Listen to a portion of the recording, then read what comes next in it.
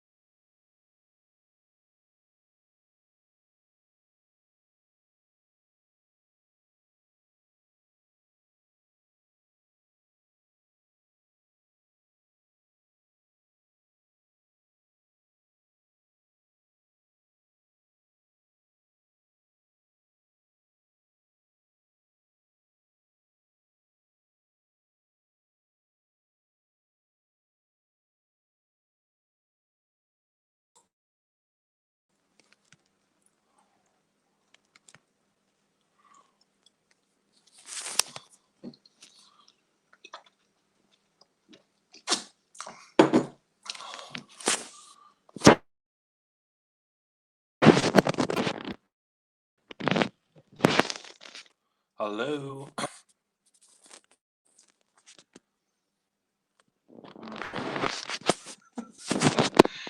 hello, Louis.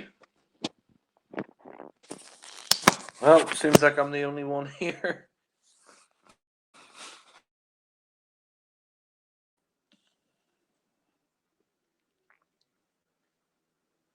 Hello, hello.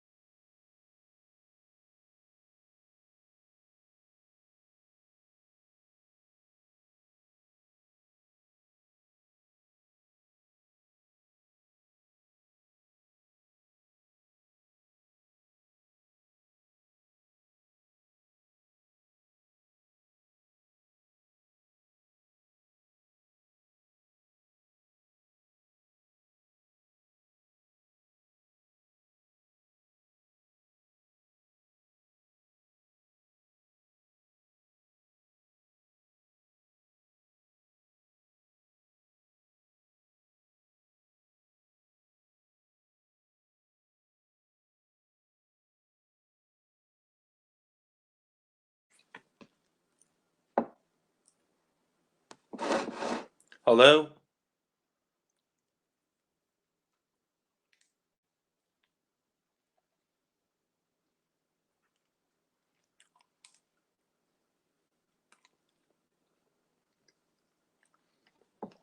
Louis, are you there?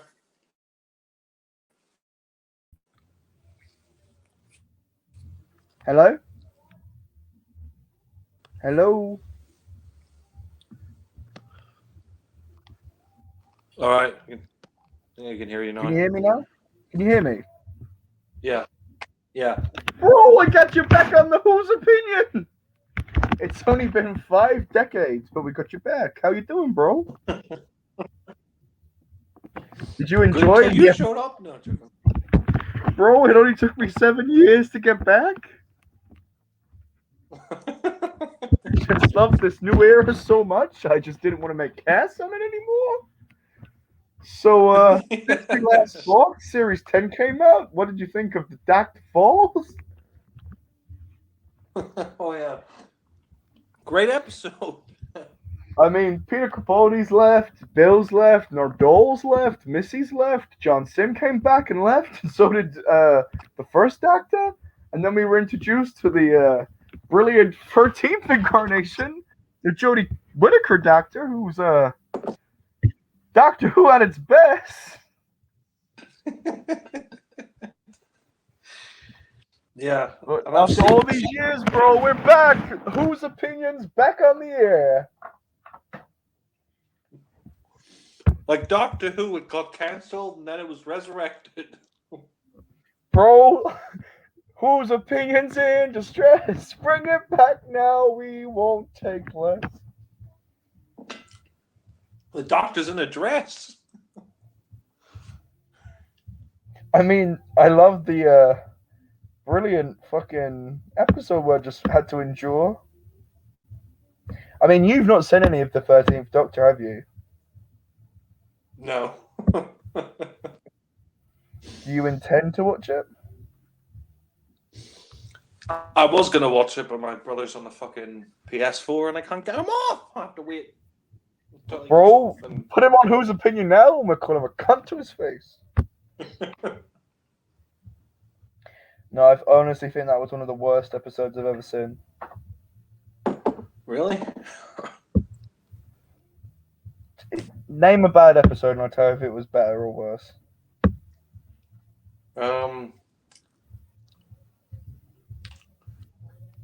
Silent of the Daleks.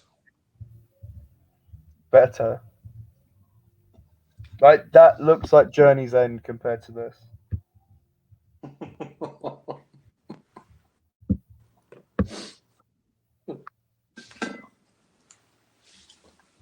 It was really that awful then. I think Love and Monsters is better. Oh, God. Clum. Oh, I can't believe they brought back Ace. I love Tastes like Ace. chicken. I love Ace. Like, she's brilliant. But why bring her back in this awful era? Yeah. So you're looking forward to the grand finale of Chibnall's era? Whoa, I would rather eat shit. Why bring back Tegan fucking Javanka? Like, let's bring back fucking Chameleon. Oh, God. There is a theory. The thing is, though, there is a theory going around at the minute. The Chameleon's in it. Oh, God. You know, I wouldn't be surprised with Chris Chibnall. I mean, he brings Tegan out of nowhere. But just why bring her back in the last episode? The thing is, she's been Do you know gone what I for mean? like nearly 40. She says it in the trailer. She's like, "Oh, it's been 40 years." Yeah. Are you there? Amir, yeah, can you hear me? Yeah, no, I can hear you. Should I see if I can screen share the trailer? Oh, for the next episode? Yeah. Yeah, sure. This is very new to me, this whole streaming thingy. That's all right. This could be like a test, and then we can. Then, like in 5-10 minutes, I can watch the episode, and we can do a proper cast on it. It's only been fucking 100 years, bro. But whose opinion is back?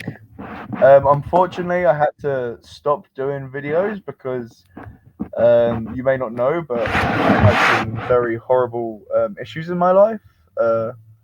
Brewery was destroyed by cheating people, but we won't talk about that on air. My gay relationship fucking failed. George Black, you're as bad as this fucking trailer of Doctor Who that I'm about to show. You were the Jodie Whittaker of my vein in my life. You were the Edric of the universe. And God bless you. God bless you. Jack, you need to put your camera on so you can get a live reaction. Oh, yeah, sure. Get that fucking camera on now, you pussy coward! It's on.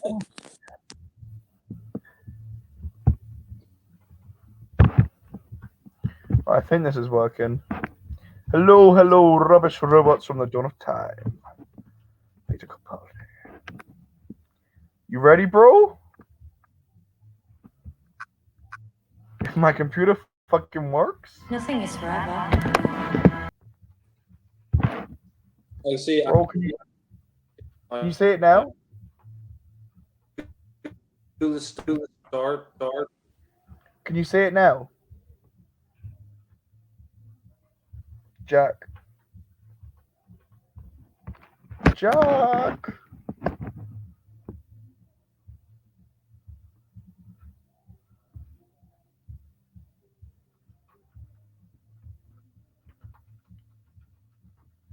Jack, are you there? God damn it, this new system is testing. But if you bear with us, I'm sure it will survive. I think Jack. Oh, Jack's back! Captain Jack's back! It's Fusion of the Tune all over again. Jack, you there, bro?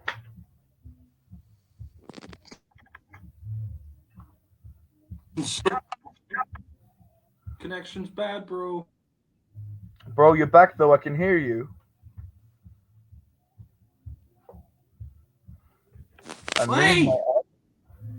Can you see it? When I do that, can you see it?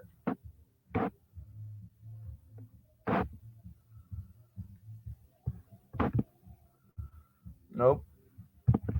He's in a state of flux at the moment, unfortunately.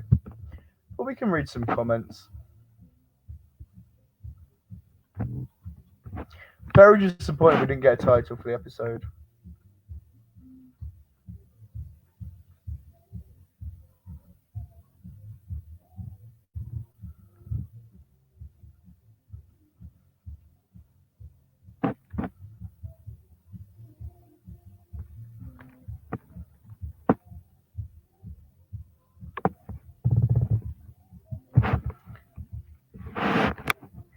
Jack has unfortunately passed away.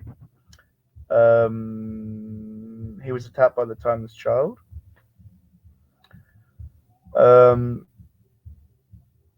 Just waiting right now, but hopefully we get Jack back. I don't know. I'm talking like Matrix Sword 212, but I just still can't get over how bad the episode was. It was so bad. Why? Why bring back the Sea Devils to just stand there and go, "We are the Sea Devils"? Who cares?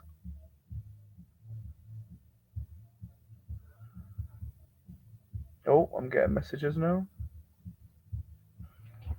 But how much have you missed whose opinion? I bet you've been. I know from the messages I get every day, you've been begging for it to return.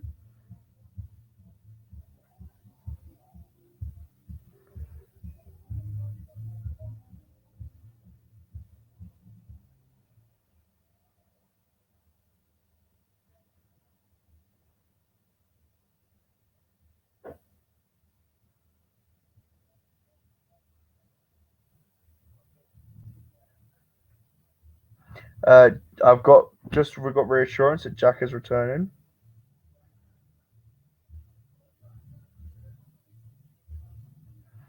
Um, yeah, no, unfortunately, that episode was very poor.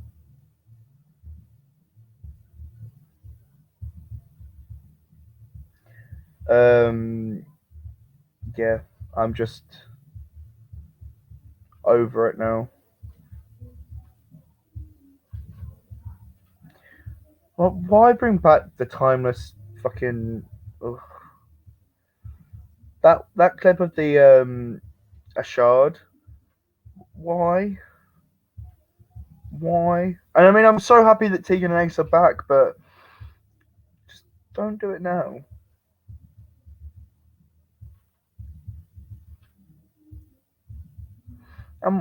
Like the whole romance thing felt so forced. Just no, no, not for me. Like, and that's not me being homophobic at all. Like, I really would have loved a lesbian relationship, but just it's so forced out of nowhere.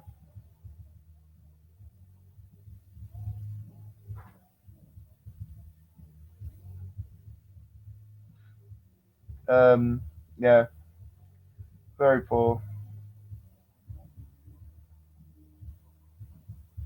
Just, I'm still in shock that they brought those characters back,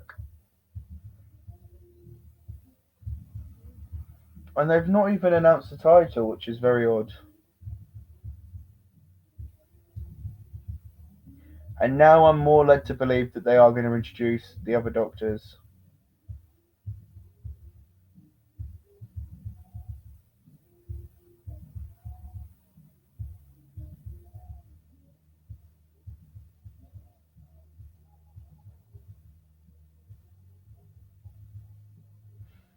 I agree with people saying that the Sea Devils needed to have their mouths moved. Um, it should have been a feature length for a special. It was very clunky.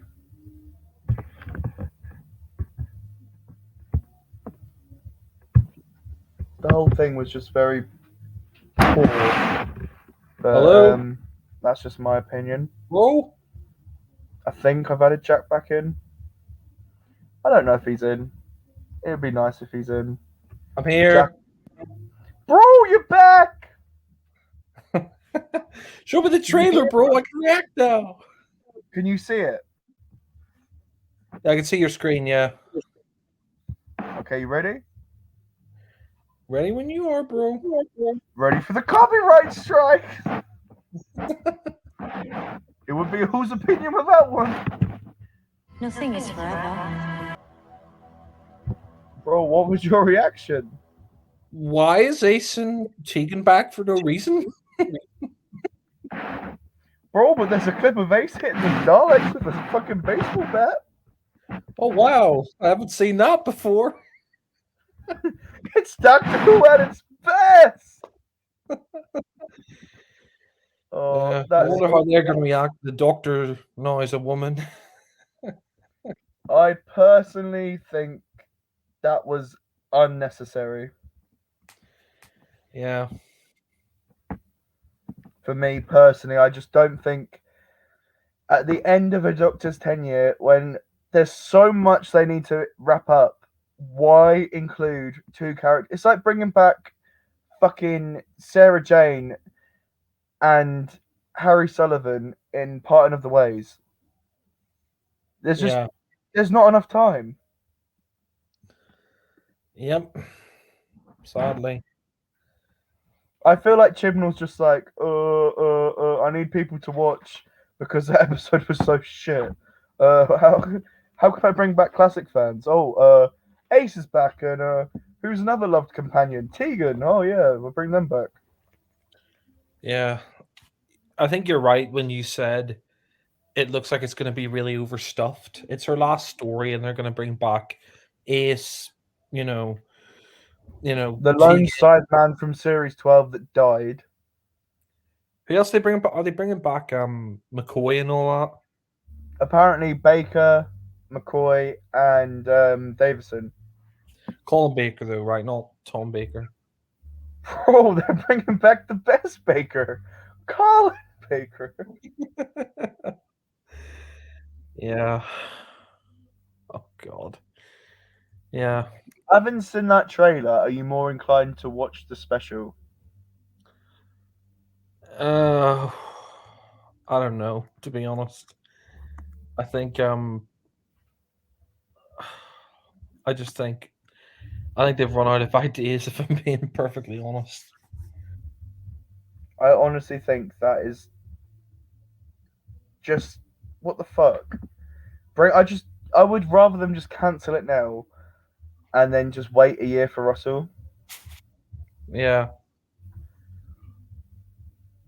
But they won't do that. I mean, yeah, they'll release Jody's last one. But that Yeah. looks like, why has the master got like a massive beard? Like, I've got a horrible feeling they're gonna do the curse of fatal death thing. Oh God. Because they did that in Spyfall, where it's like he got trapped in the past for like 400 years. Well, 100 years. And he was like, I've had to live out the 20th century. I bribed the architect. Yeah. That was so bad, though. I honestly don't think they should ever bring them back. Bring Boy and all back. No, the Sea Devils. Yeah. But now, what was your first thoughts when you heard they were coming back? Um. Why? It's been a long time since Warriors of the Deep, and yeah, I mean that's true. I mean, I haven't seen the episode, but I'm gonna watch it shortly. But I mean, just that trailer where you see them and their eyes start blinking, I was just like, oh, this looks really terrible. Like that The CGI thing I don't, blinking just looked terrible. the thing I don't get, having seen the episode, is they go to all the effort doing the CGI on their eyes and stuff. Yet when they talk, their mouths don't move. Yeah, It looks awful. It's like, we are the last of the Sea Devils. It's like, you're pirates. They don't explain why the Sea Devils are pirates. yeah, They introduce this female pirate character who's just there. yeah, And then they've got this whole lesbian romance with Yaz and the Doctor, and the Doctor's like, Yaz, if I was on a date, it'd be with you. I like you more than I like my wife. It's like, what? yeah. Oh yeah, River Song. Yeah, are we ever gonna see River with Jodie? Don't think so. Well, probably. They put every other cunt in the fucking finale. Yeah. It wouldn't Hello, surprise if they Stevie. brought back, like, oh, anyone. But the thing is, like, you see all this stuff about her being lesbian and wanting to be with Yaz and all that. I just think it's really inappropriate for kids. See, I don't think it's bad because they've had. At the end of the day, the Doctor has always been attracted to females. So I don't care that the Doctor's a lesbian. I don't care that they're in love because they've done the whole Rose thing. But it's just, if you're going to do the romance, don't introduce it 2 episodes before the fucking end of your story. No, I mean it doesn't bother me the Doctor's lesbian either, but it's just like you should be focusing on the story, not all this like sexual shit. That's one thing I hate about like when they brought Doctor Who back, especially with the Moffat era. Like with the Moffat era, it was just constant sexual innuendos. Like, the Doctor pretty much said she's never going to get with Yaz in this episode. She was like, I love you, but I won't get with you because you're going to die soon. And I was just like, well, what was the point of introducing it then? Like, it's just like a let's try and tick some boxes. It did feel like, oh, let's have a lesbian romance. Okay, but then we won't actually do it. It's like, well, what's the point? Yeah, Like, let's introduce the first Black Doctor, and then that's it. yeah, They can be in a cameo. It's like, well, you can't have your cake and eat it. Like Joe Martin is a lot. I would much rather Joe Martin be the Doctor right now than Jodie Whittaker. In all fairness, yeah. I mean, I haven't seen Joe Martin as the Doctor, but yeah, I she's mean, pretty much William Hartnell, Capaldi, John Pertwee. yeah. I mean, the main reason I haven't watched it the last 5 years, and I mean, I was struggling to watch it during the Moffat era as well. It's just all the politically correct stuff. It's just forcing all this stuff down your throat. Well, ISIS Zygons were a great storyline. No, but I mean, if you're gonna do like a story about like, I don't know, social justice or something, I don't know what, but do it in a subtle way. You don't need to shove it like in the viewer's face all the time. Oh, look how diverse we are. Look how, it's like the reason why like the political stuff worked and like the classic stuff and even with Russell is like they did it in a subtle way. They weren't like spelling it out to you. Like if they were doing like a satire on Margaret Thatcher or something like in Happiness Patrol, they wouldn't say, "Oh, by the way, this is Margaret Thatcher." You just kind of assumed that when you're watching it. It was it wasn't directly saying to the audience, "Oh, look, we're gonna." Whoa, you referring to the fucking sketch with Margaret Thatcher as a Cyberman? The Lenny Henry Doctor? But yeah, I mean, I don't know. It's just, I mean, to me, it's just like Chibnall. I don't know what it is, but like from what I've seen of his ear, like the few clips I've seen, and from what I've heard, it's like he's intent on running the show into the ground. All that timeless children bullshit. Oh yeah, William Hartnell, he's no longer the first Doctor or the first incarnation. It's like why is the show even called Doctor Who anymore? We know who the Doctor is, I right? cannot believe they've brought bloody Tegan back. Yeah, I mean, I love Tegan. She's one of my favourite classic companions, and like, I've been quite vocal before. I've said I don't really like the Fifth Doctor era, and this era, particularly the 13th Doctor's era, reminds me a lot of the Fifth Doctor's era, where it's overcrowded, too many companions, and just a very human, weak Doctor. But Tegan was always a highlight. But why? It's just so random. It's like bringing Dodo back. yeah. No, I mean, yeah, it's just weird because at the end of Resurrection of the Daleks, she says she's no longer going to travel to the Doctor because it's not fun anymore because she's seen all this death, and then all of a sudden it's like, oh, I'm back 40 years later. It's like, well, what are you doing here? And Yeah. she's like, it's been 40 years for me. And then Ace like, it's been 30 for me. But then Sophie Aldred, who plays Ace, literally wrote a 13th Doctor story where the 13th Doctor meets Ace again. Yeah. Just like, what?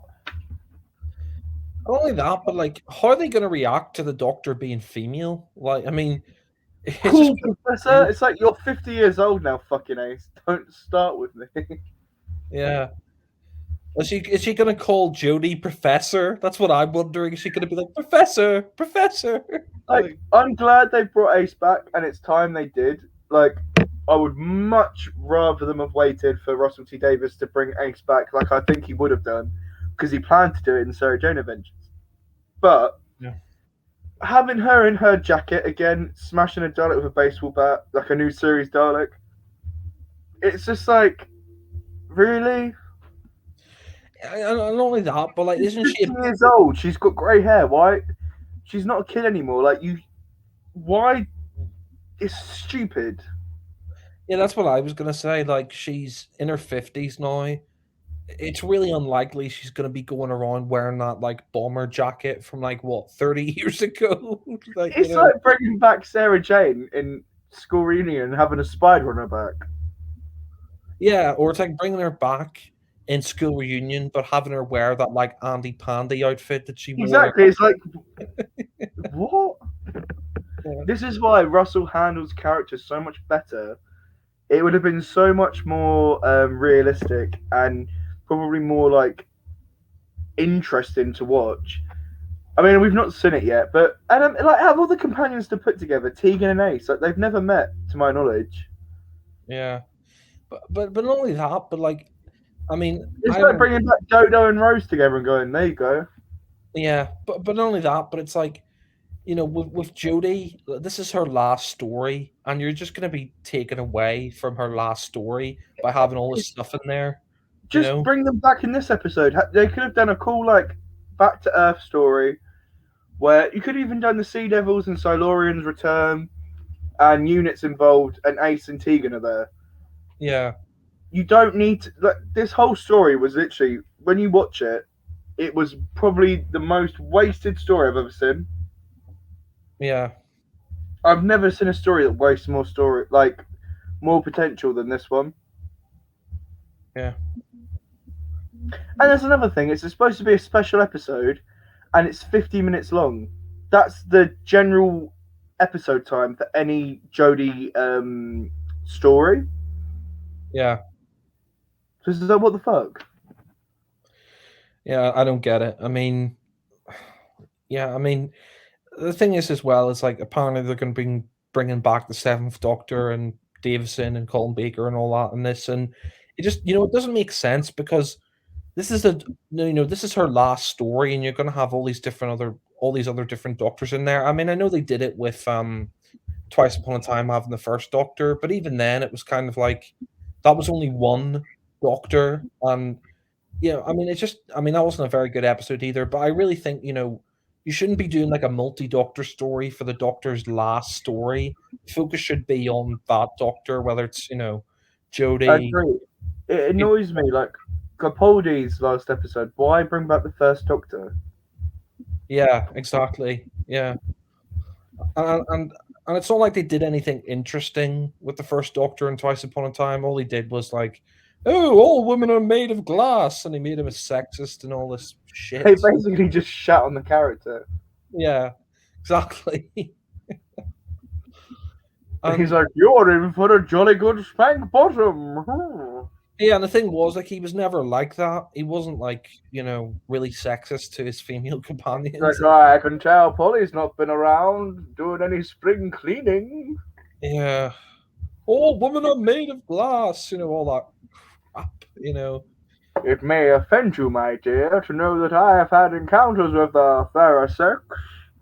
God.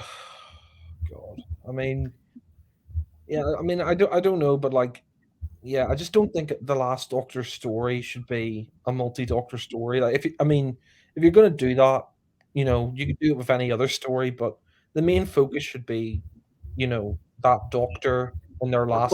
In my opinion, I know we're talking about the Sea Devil episode, but we haven't been on. Well, this podcast hasn't been on air for 5 years, so we can cover that episode. I think it was just a complete letdown for Capaldi, and as much as a fun epilogue, I guess it just felt more like a comic book story, like something that shouldn't be live action.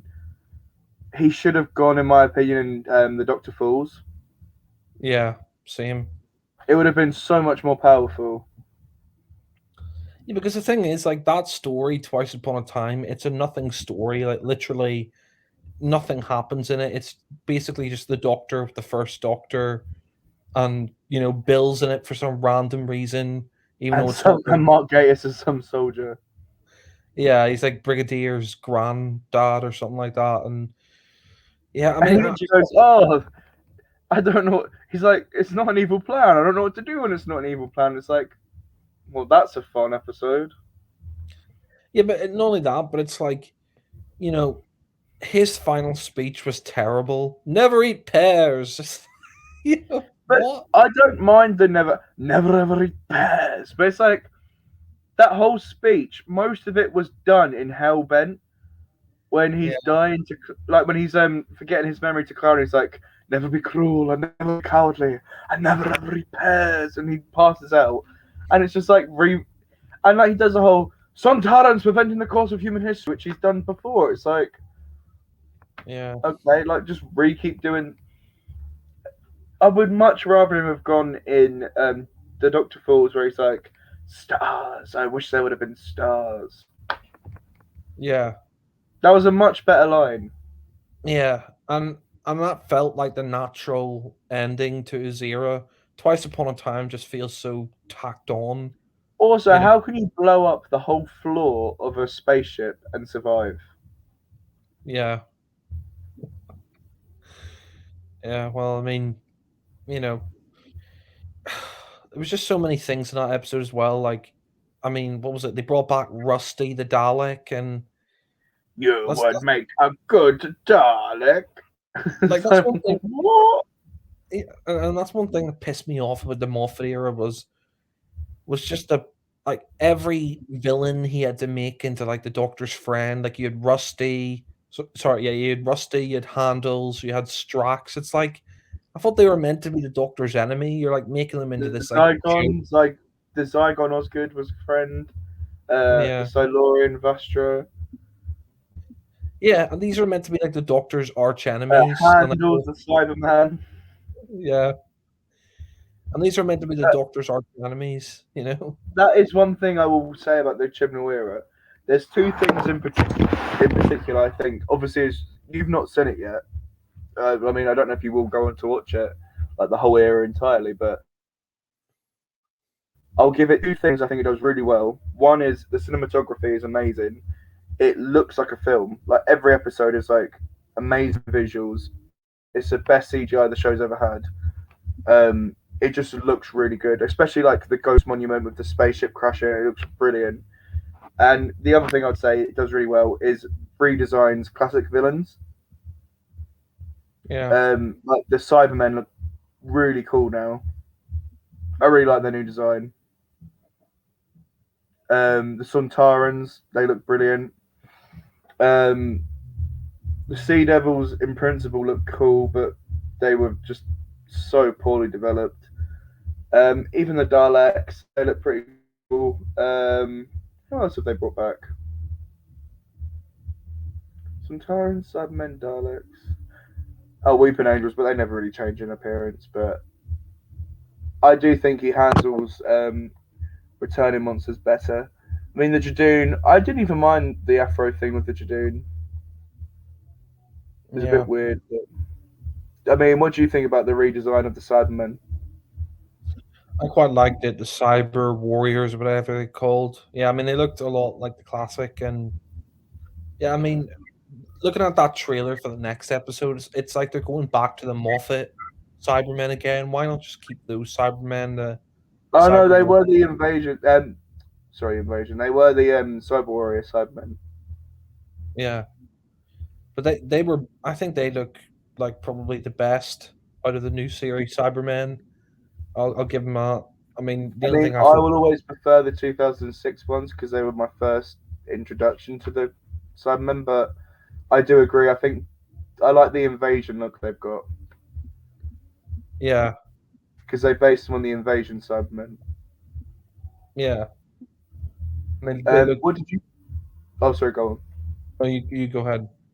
No, I was going to ask, what did you think? I know you've not seen the episodes, but what did you think of the redesign of the Sontarans? I thought it was I kind of mixed on it. I kind of like the fact they went back to a more classic look, but I thought the prosthetic looked a bit shit. I Um, kind of agree with that. It for me, I like the design, like the suit, and I like how they're a bit taller, but I don't like the. It looks more like a fan film. yeah, No, like the '90s ones they did. yeah, shakedown and all that. Yeah, I it's mean, I just like their new catchphrase, "Chocolate." yeah, yeah. It just reminded me of that bit. Sontarans were defeated by diabetes. God, do you remember that bit in SpongeBob where he's like chocolate, chocolate, chocolate? I honestly think Jim will just watch SpongeBob and was like, "Bro, that's a great idea for the Sontarans." Yeah, Oh, it's the that was fact in cool. the episode they're like, the Sontarans invaded every corner shop in England. They're eating all the chocolate. It's like why? Chocolate.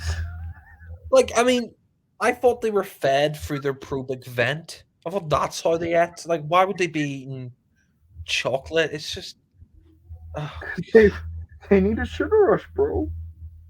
yeah. God. Could we We are the sea devil. Did you say chocolate? Yes, sir. With or without nuts. Chocolate? Chocolate! Suntaha! Suntaha! That's literally what it was. You are an enemy of the chocolate. You will be destroyed. Oh God, yeah. Yes, all of a sudden the Cybermen have like a sugar rush. They got diabetes. Anybody got time for that? Yeah, it's like one next. Is Cybermen gonna be like breaking out a packet of fruit pastels or something? Would you like a chili, baby? Yeah. Oh, God. Next thing you know, the Silurians will be eating like Bertie Bassett's. The Candyman returns. Oh, God. Yeah, I'm surprised he actually. That's one thing I'm surprised he hasn't brought back the Candyman. Like you think You that'd be know that they said who is it? Burley Bassett was like you could never bring back the Candyman. yeah, They said on Twitter the other day we'd love to see him return. really. Yeah, and they've given Big Finish the rights to use the Candyman. Oh God. Eccleston's done a few Cybermen stories. I don't know if you've seen that. No, I haven't seen it. No. Obviously on audio. He did one where they're in like I think it's Miami, and it's like these Art Deco Cybermen. It was apparently a good story. And then they did one with the Brigadier and Mondasian Cybermen. Oh yeah. That's one thing I think. Unfortunately, in that story, the Eccleston wasn't. The Brigadier didn't turn into a Cyberman, unlike Dark Water, Death in Heaven. Yeah, that's one thing they did really great in the series 10 finale was bringing back the Bondas Cybermen from the 10th planet. It's really annoyed me they've not used them again Yeah, because they were a lot creepier. I thought, yeah, especially compared to the Nightmare and Silver ones, yeah. who, I in think my opinion, are overpowered. yeah, I think what makes them creepy is you can like still see, I mean they have the human hands, they sort Yeah, of got there's that, more remnants of human in them. yeah, and you got that sort of cloth face that kind of looks like a mummy or something, Yeah, and I mean I mean that's one thing I will say as well is like with the Cybermen. It would be nice for the next Cyberman design to go back to more of a sort of a mixture of like machine and flesh sort of thing. No, That I would make agree. Or even just have like the brain again, yeah, like the cyber leader. I'm a bit annoyed they don't have cyber leaders or controllers anymore. yeah, that's true. I Like, mean, I don't think we've seen a cyber controller since the next Doctor. yeah, Well, oh no, actually, that cameo in Good Man Goes to War. I mean they could. I mean they could always bring back James Corden as a Cyberman. Bro, he was Doctor Who at its best. God, hello, Craig. Oh, Craig, brilliant! I mean, I'm not No. surprised. Just brought back Ace and Tegan. Fuck it, let's bring Craig back. Yeah, God, yeah, everybody's favorite character. Oh, brilliant! Yes, this is Craig. We once fucked, and that was Yeah. a man. But I mean, the thing is, as well, is like they're bringing back Ace, fair enough, because she's really iconic. But you think they bring back someone a bit more iconic than Tegan? I know Tegan's iconic, but You would think they'd bring back like Joe, yeah, seeing as she's literally come back to Sarah Jane. She said how much she wants to return. yeah. Wouldn't it be great if they brought back Leela? Who? Leela. Bro, no one knows who that character is. Let's bring Tegan back. No, Leela's better than Tegan. Or even like Romana. Yeah, Could you Yeah, like, imagine a big back Romana? yeah, she'd be like, "Oh, doctor, you're a woman now." Oh, doctor, you've taken my role. No, no, no. Literally, they bring her back. She'd be Roman, like a man. Thing is, though, you could bring back Romana and just have her regenerate into a new like incarnation. Yeah, you could. Because it'd be a nice like tribute. But then it's like doing End of Time and then bringing back like Adric. What's the point? It's too. Do you know what I mean? Yeah, It's too little, too late. yeah, They should have just done a nice like swan song for Jodie, a master story, include the Cybermen maybe. But then I'm sick of the Cybermen always being involved with the master. yeah, It's this weird thing New Who's done ever since Dark Water. yeah. And not only that, but like, I thought the Master, like in the classic series, you saw him with the Daleks, and like, it's all just the Cybermen. You know. But I wouldn't mind, but it's like Series 8, Cybermen, Master. Then Series 9, just Time Lords. Then it's like Series 10, Cybermen and the Masters. Then Series 11, nothing. Then Series 12, Cybermen and the Cybermen and the Master. It's like Series 13, nothing. The specials, Cybermen and the Master. It's like, gee, it's like every other year, it's fucking Cybermen and the Master. Yeah, And I wouldn't mind, but the Master just is like, I'm in control of the Cybermen. It's like, it just undermines them. yeah. That's I one of the. thought. Oh, sorry, go on. Oh, you go ahead. No, you go. No, I was just gonna say, like, that's one of my major problems with Dark Water Death in Heaven. You reintroduce the Cybermen, but then you do nothing with them. It's literally just focusing on Missy. And what does Missy do? She's like, "Oh, I've made this army for you because you're my boyfriend." And it's like, are you fucking kidding me? You know? Seriously. Like you have the Cybermen just standing around doing fuck all, and then you have Missy saying, "Oh, I made this army for you, Doctor." And it's like, what Happy is birthday, Mr. President. Is that what the fuck? and it's like you seriously you build the Cyberman army just to hand it to the Doctor, and you do nothing with the Cybermen, and then that's the thing, like, it's like, yeah, why is the Master of the Cybermen all the time? Like, you have the Series 8 finale, you have the Series 10 finale, the Master of the Cybermen, and then, yeah, you have the Master, Sasha Darwin, with, the Cyber Time Lords as well. That's one, I mean, I haven't seen it, but that made me cringe, the Cyber Time Lords. I mean, it's just as bad as that Magician's Apprentice, which is where the Daleks start regenerating. Yeah. Now the Daleks can regenerate, so can the Cybermen. It's like, I'm sick of regeneration being like this super, like this such. It's like a magical power. It's like, it should only occur if the Doctor's injured, a Time Lord's injured, not like, oh, River, I can heal you. Do you know what I mean? It's not a magic wand. Yeah.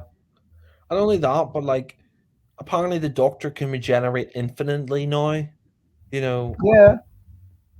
like what is the point of that? It's like it takes all stakes away from the Doctor. Like, that's the thing. Like, you remember what was it, Time of the Doctor? Clara had to ask for a new regeneration cycle. Well, why would she need to ask for a new regeneration cycle if the Doctor could regenerate infinitely anyway? Makes no sense. But It's yeah, dumb. yeah. But that's the thing as well. Like, that's another reason why I stopped watching is the amount of times they like fucked over the continuity. It's like there's no world building anymore. It's like, if you're gonna change the rules, fair enough, but they don't even stick to the new rules that they establish. No, it's just an awful fucking. Oh, I just can't believe they brought fucking Ace back. Yeah. Because Hey. I'm happy, but they're gonna ruin the character. Yeah. Yeah. I wonder And if she's only gonna have like an affair with Tegan. I mean, judging by the way they're going now, I wouldn't be surprised. Because they've both been made lesbians by canon. Yeah. It's when she's like, I've not seen the Doctor in 40 years. I've not seen him in 30. It's like, why? Yeah. True.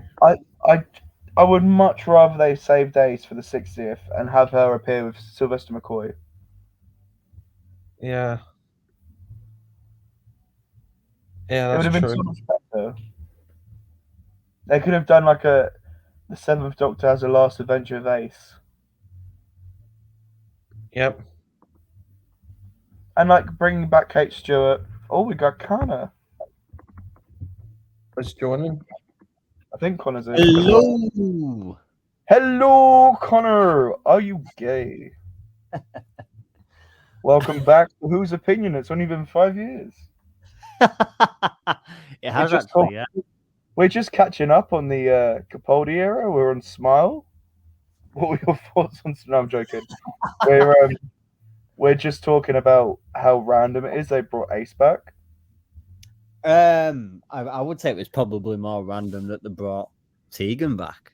To be honest, Like I said, it's pretty much the equivalent of bringing Dodo and like Chameleon back in Part of the Ways or End of Time. What's the point? I see why Ace came back, because she was supposed to be in Sarah Jane Adventures, wasn't she? And then I think that she was supposed to be in another episode as well. But the thing is, I don't know if you're familiar with this. There's a book written by Sophie Aldred called At Childhood's End. Oh yes, And yeah.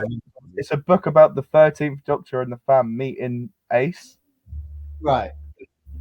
So how's that going to be explained? I guess they just want to canonize it. What was your, while you're here, as you've actually seen the episode, what was your thoughts? No, not even close. I'm over this era now. I want it to end. I would say that's one of the worst episodes. Yeah, I think for a Sea Devil episode, it was terrible. It could have been so much better. They were hardly in it. Yeah, they were hardly in it, and the way that at the end they just all were kind of killed in like that way is just. I was going to say, Louis, I'm going to drop off now and watch the episode, and I can come back on and talk about it as well if you're still on. Okay, well, me and Connor will talk about the episode, but if we're still on, if not, I'll do a second part. Okay. Right, enjoy. But yeah, I thought the whole kind of trying to do Chinese people but with British accents as well was it just wasn't authentic. And they bigged up the whole episode, like Madam Ching, like this pirate queen. She had about 4 lines. Yeah, she did. Yeah. Like, I feel like I drank a bottle of vodka or something and I just passed out and missed it. But nothing happened. Yeah, it was just all a bit kind of CGI heavy. It was almost like it was made to look good but not be a good story. And I just think that's across. Fucking flying sea devil. Yeah, the flying sea devil, the jumping one. Yeah. What the? And then that guy that was like, "Oh my, you killed my dad," and then it's like half an hour later, like after she's like kidnapped and tortured them, he's like hugging her, going, "Yay, I get to stay." Yeah, that is a bit ridiculous. I thought that the whole sword fight thing was really weak as well. It's like that could have been such a great scene, and it really could have been as iconic as the Master and the Doctor having that fight with the swords in the Sea Devils. Yeah. But they did nothing with that. Yeah. The way that she kind of just jumped onto the rope and then just like fell down it was weak. And why the fuck did you keep going, Geronimo? I know, it's absolutely, it's just. And what I don't like about Chibnall's era is that he spends so much time telling and not showing. So all the exposition, like you always get this scene on a spaceship somewhere in the episode with the villains, and most likely Yaz all the time, not Bradley or not John or even Ryan. It always seems to be Yaz where she just explains everything in You're words. completely right. It's like it's tell, not show, not tell, which is the like basic screenwriting rule, and it's just really kind of lazy writing. I also don't like the fact that she. I feel like with Jodie, one thing that really kind of got to me about this, and it's kind of, I think it's always been a weakness of Jodie's Doctor, is that when she was trying to convince the Sea Devil that she had the what was it called? Oh, that expedition ship. Yeah. Um, she just didn't convince her. She couldn't convince a fucking Sea Devil. She couldn't convince a sea monster, even like an alien, probably really dumb thing that she didn't have What? this piece of artifact. And Tennant would get away with that, for example. Even probably Capaldi would, Matt Smith would, all of the doctors before would get away. Anyone could. It would. It was just like it's basic trickery. The Doctor should, like Pat Troughton, for example, was like known very well for this, to be like very mischievous and cunning, and would fool his enemies into like playing dumb, basically. But she just plays dumb, but doesn't follow up on it. She's just dumb. Yeah, exactly. There's no result to her playing dumb. There's no long game with it. It's like Sylvester McCoy, like the manipulative chess playing doctor. There's none of that with Jodie. Which she's very as much capable of becoming, or could have become, sorry, because she's got one fucking episode left. Which I'm sorry, it's going to be so rushed. Why is the Shard back? Yeah, no. I was thinking. I thought he died, but he didn't, did he? He was put into a miniature form by No, Master. but in the Spyfall episodes, the Master states that it kills them. Oh right, They're okay. dead. They're not like put in a state of stasis or anything. They're dead. Right, okay, I see. Yeah. So that makes no sense. Then you've got Ace hitting a Dalek with a baseball bat in her jacket from the 80s, which is like, as much as I love Ace, she's in her 50s now. One of my biggest worries, one of my biggest worries is that the quality of it can surely not be great, because Sophie Aldred and Janet Fielding, while they probably have done Big Finish before, they've not acted on screen in probably the best part of 30 years. I've not seen them in anything else other than I saw that thing with Sophie Aldred fucking the Sixth Doctor. Have you seen that?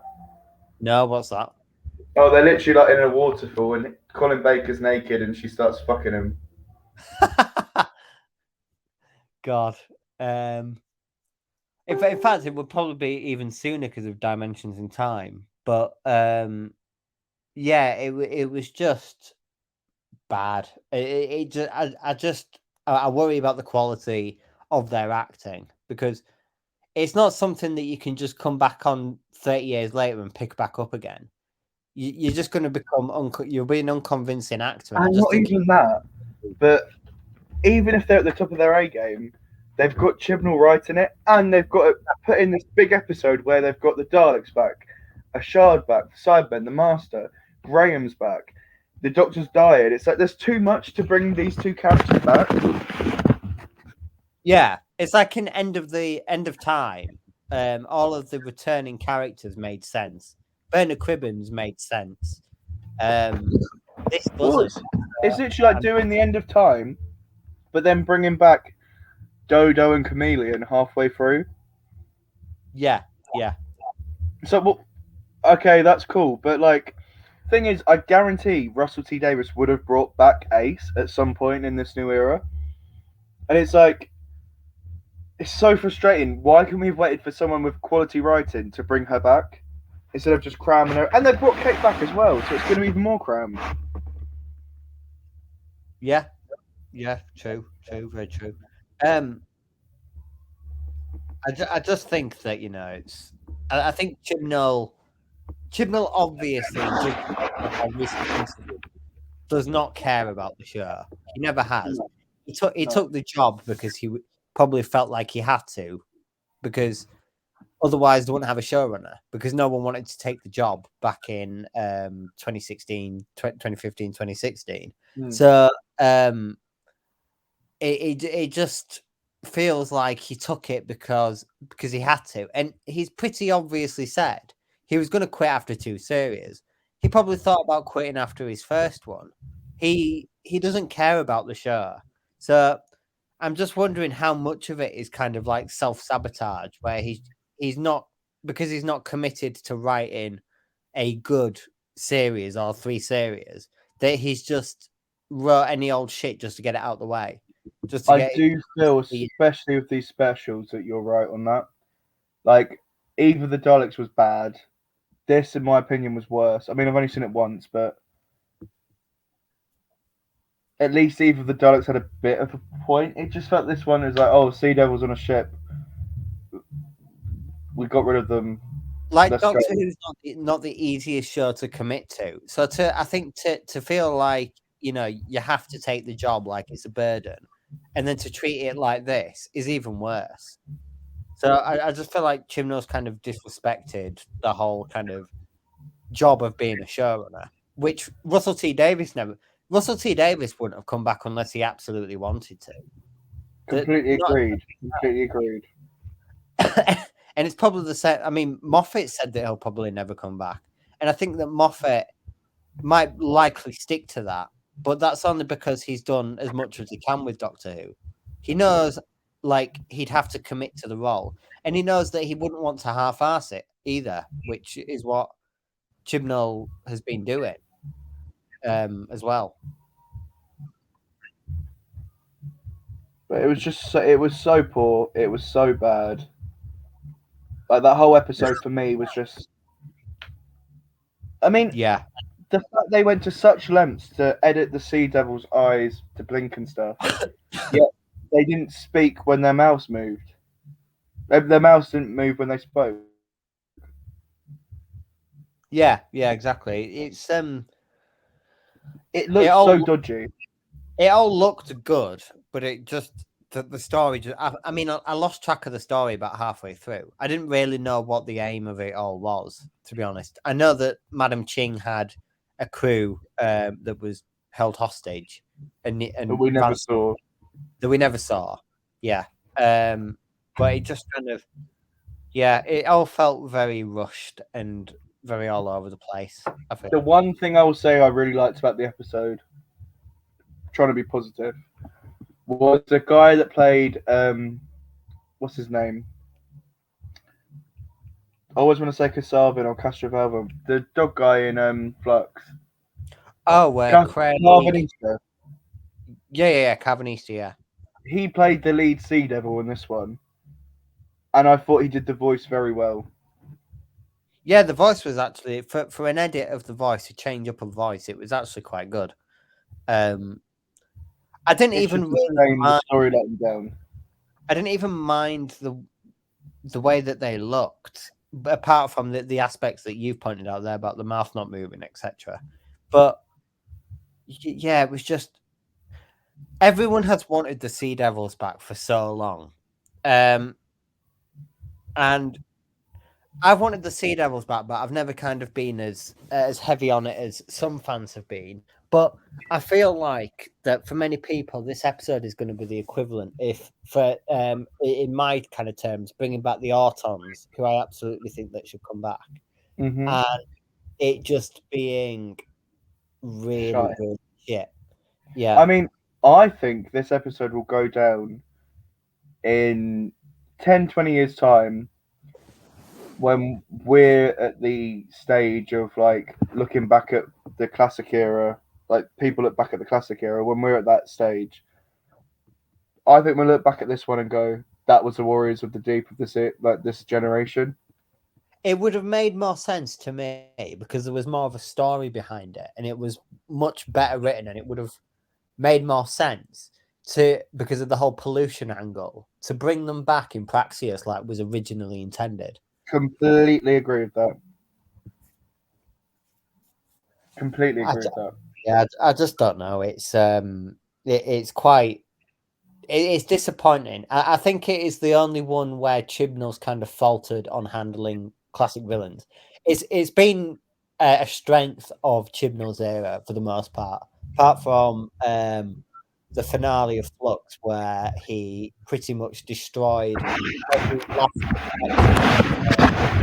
the Sontarans with that one dreadful Oh, the scene. chocolate. Yeah, that will go down as the cringiest scene I've ever witnessed in Doctor Who, and it will never be beaten. That was truly terrible. But he's for the most part, he's actually been incredibly good at handling classic villains.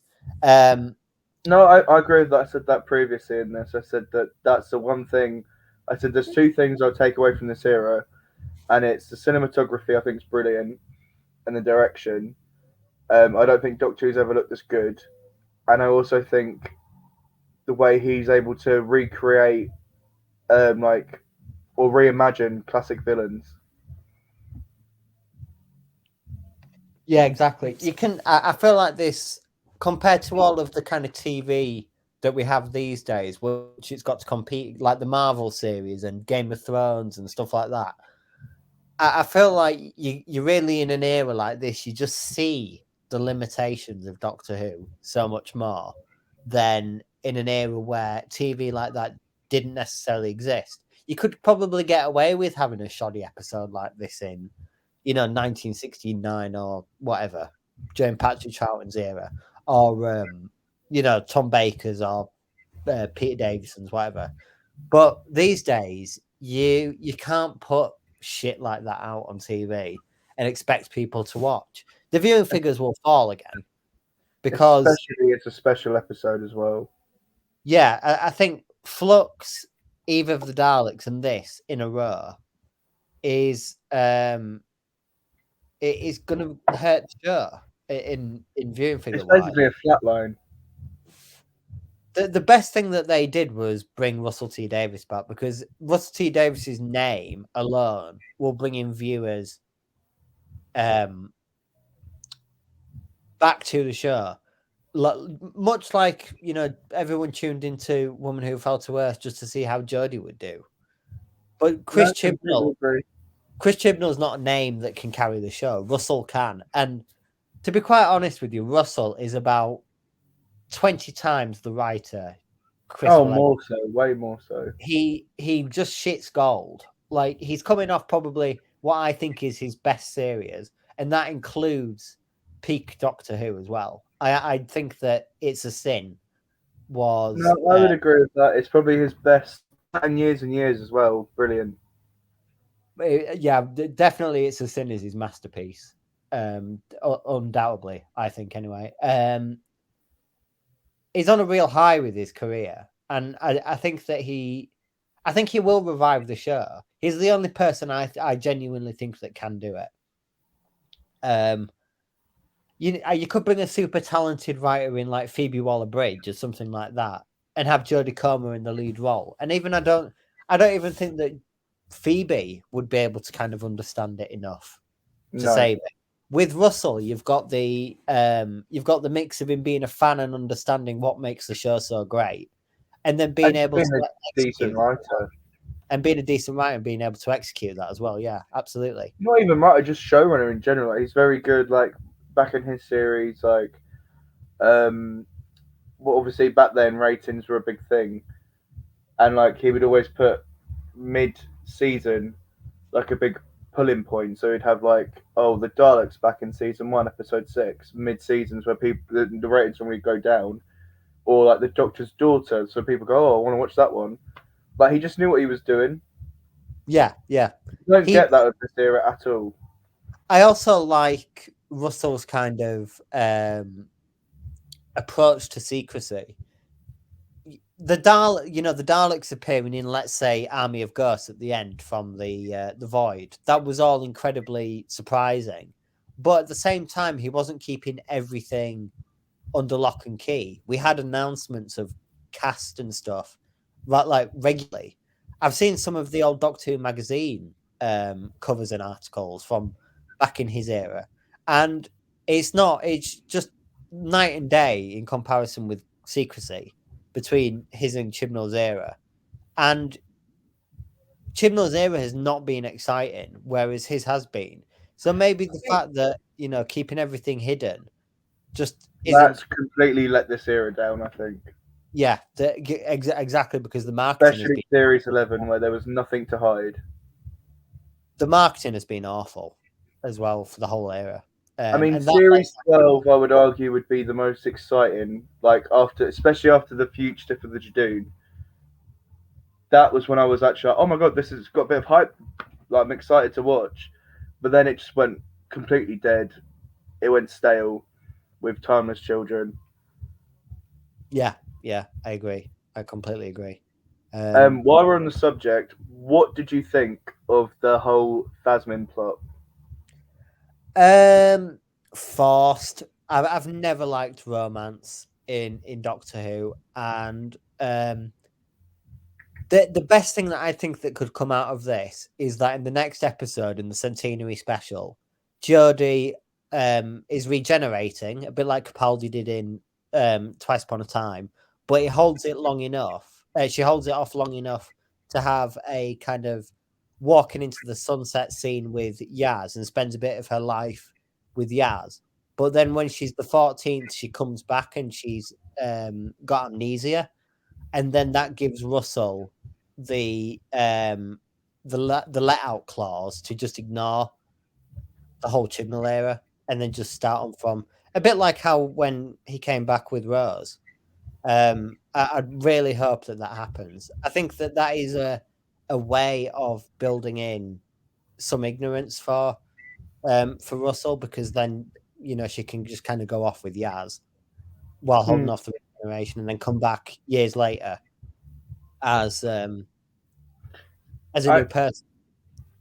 See, I just thought I'm not like you. I agree. I don't want romance in. Well, I don't mind romance in the show, but just not between the Doctor and companions, especially one that's 19 years old. Same with Rose. It's just weird. But they've introduced it. But what is the point of doing it now when you've got one episode to play with it? It's too little, too late. It just feels so forced at this point. And this whole like, oh, I would go out with you if I could, but I can't. And it's like, right, well, what's the point then? And as well, like, how many times has he said?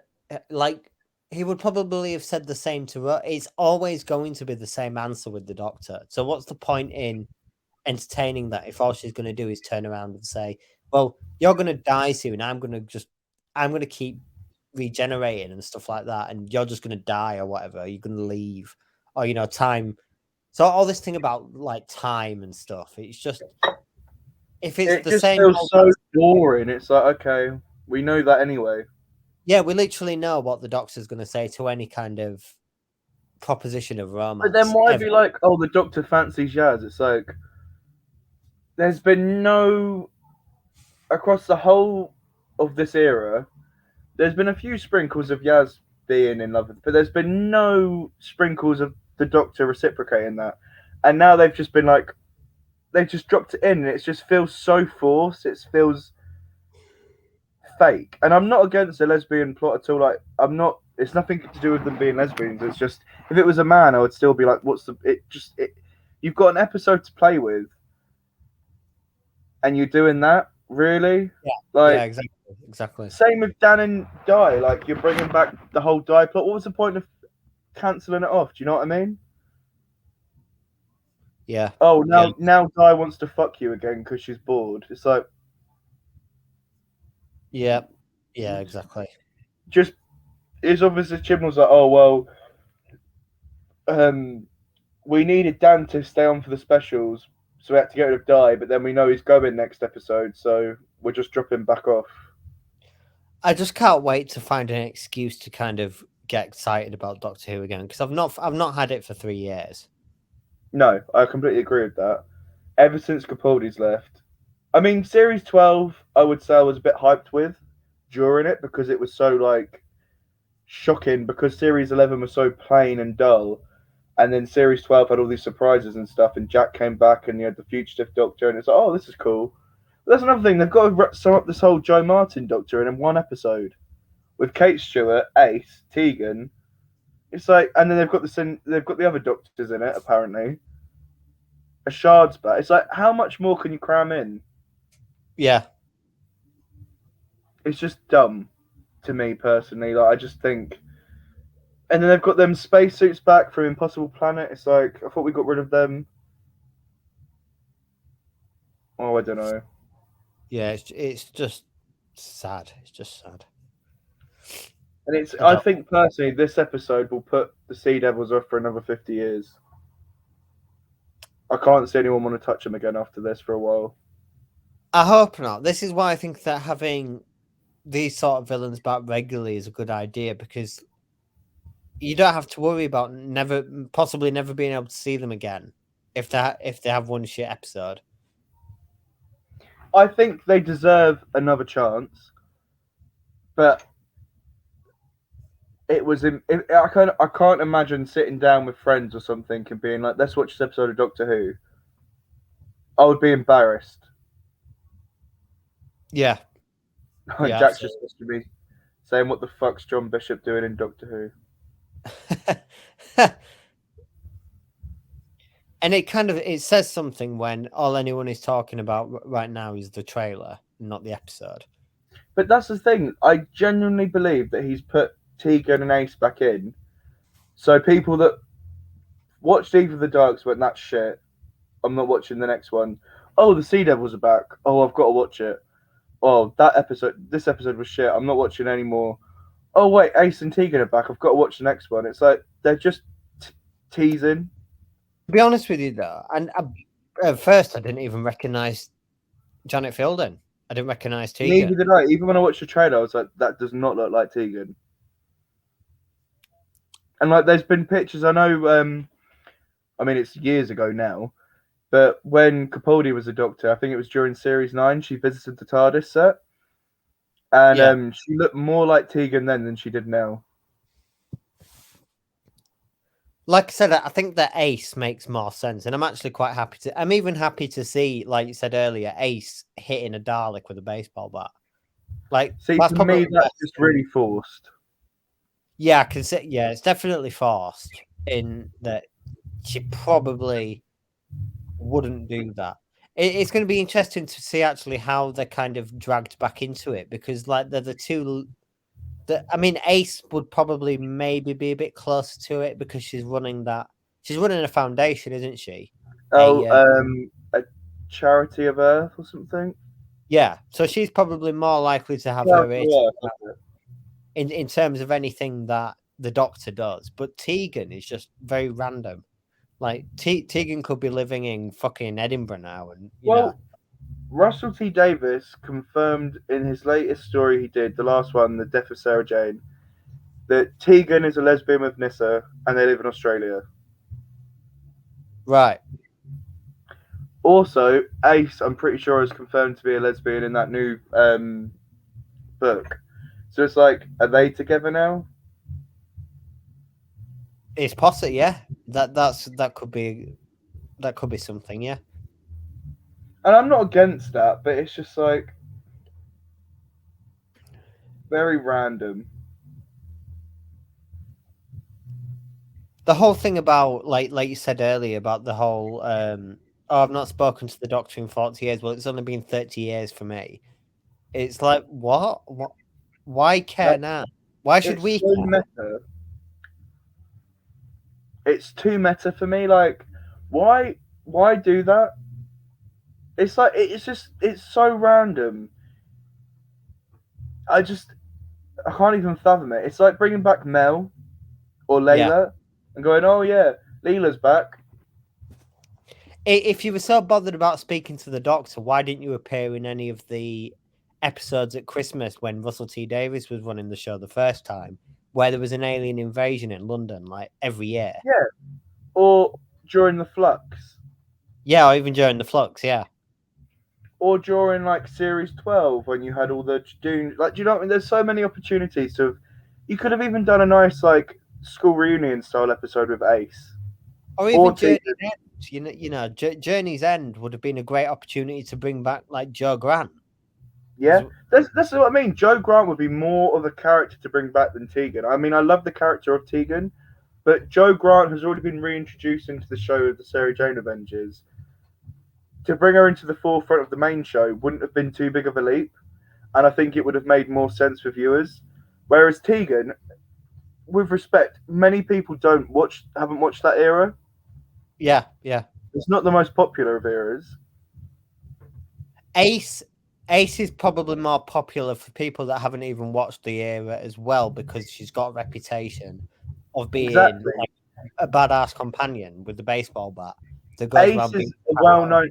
I would say Ace is on the level of Sarah Jane, like classic era. People know her.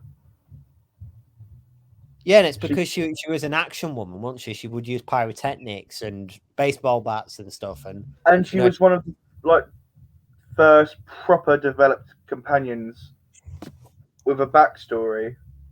It will be interesting to see if they do go into like Perivale or anything. Or that whole how did she leave the TARDIS? Yeah.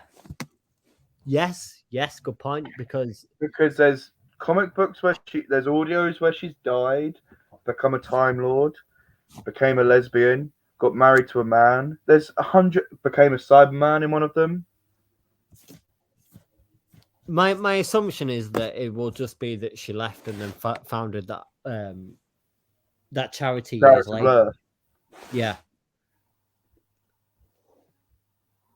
Yeah, definitely. Why? And the Master's back. We all knew that. But then why has he got no beard and now he's got a massive beard? Like, what's that all about? Well, I was going to say actually, yeah, because I looked at Sacha Dhawan and I was thinking something's off here. And now you just said it. Yes, because he doesn't have a beard. It's just mental. I'm just looking at the Twitter reactions now, and everyone's like, "Oh, Ace is back." It's like, yeah, but it was awful. It doesn't warrant anything. And I mean, Kate Stewart, we've already had back, and all she did was stand around. Like Sophie Aldridge replied to someone saying, "Tegan and Ace, I should be jumping around the room like a madman in a fit of happiness. Instead, I'm just thinking, oh Christ, how is Chibnall going to ruin these characters?" And Sophie Aldridge was like, "You won't be disappointed."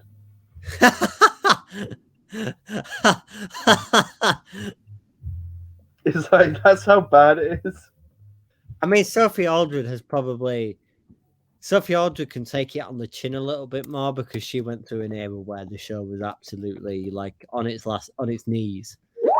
And she was the only good part about it, really, and Sylvester as well.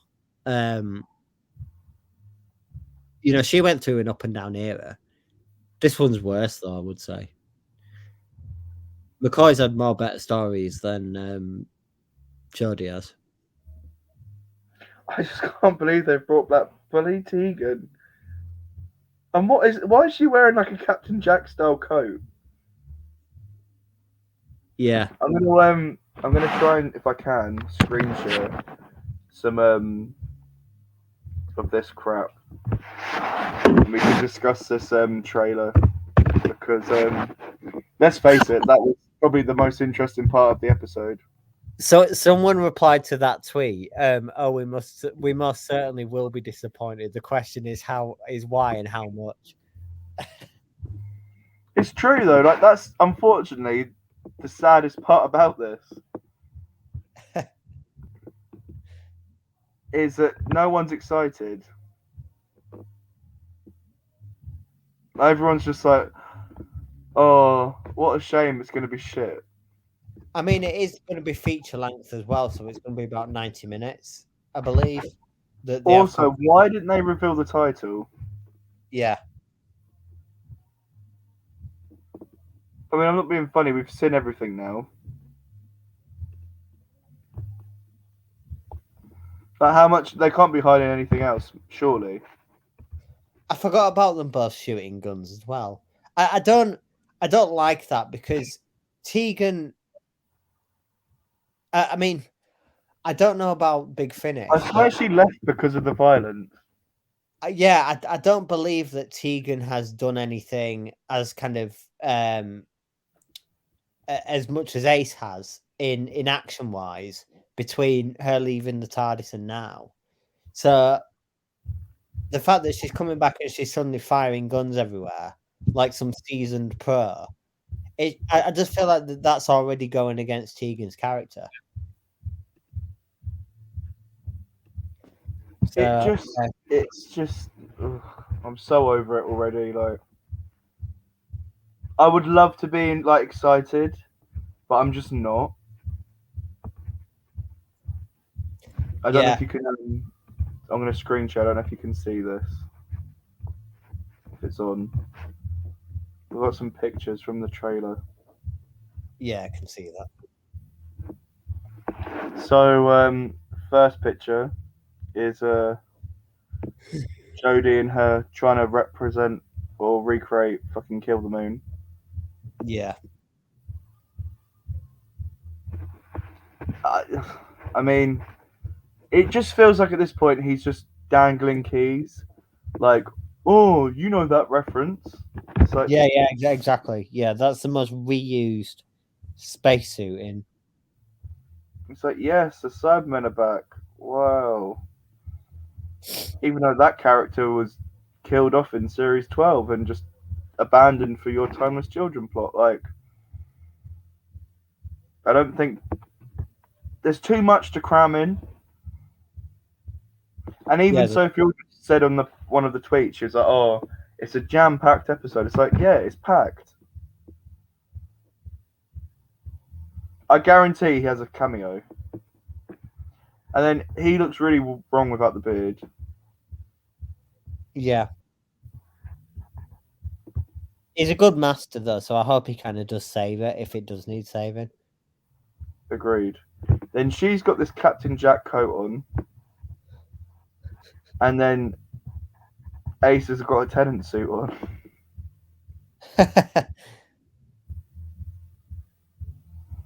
I mean, I just, it's like you're meant to be excited, but I'm just so bored of it. I just want this era to be over. Yeah, me too. Anyone that enjoyed that, I would love to know why. Oh, here's some more pictures. Oh, yeah, we got Vinda back. Why?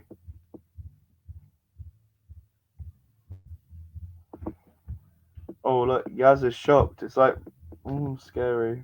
Not seen that. And then John Bishop's wearing that suit with the screwdriver. Obviously, he's going to be revealed to be a timeless doctor.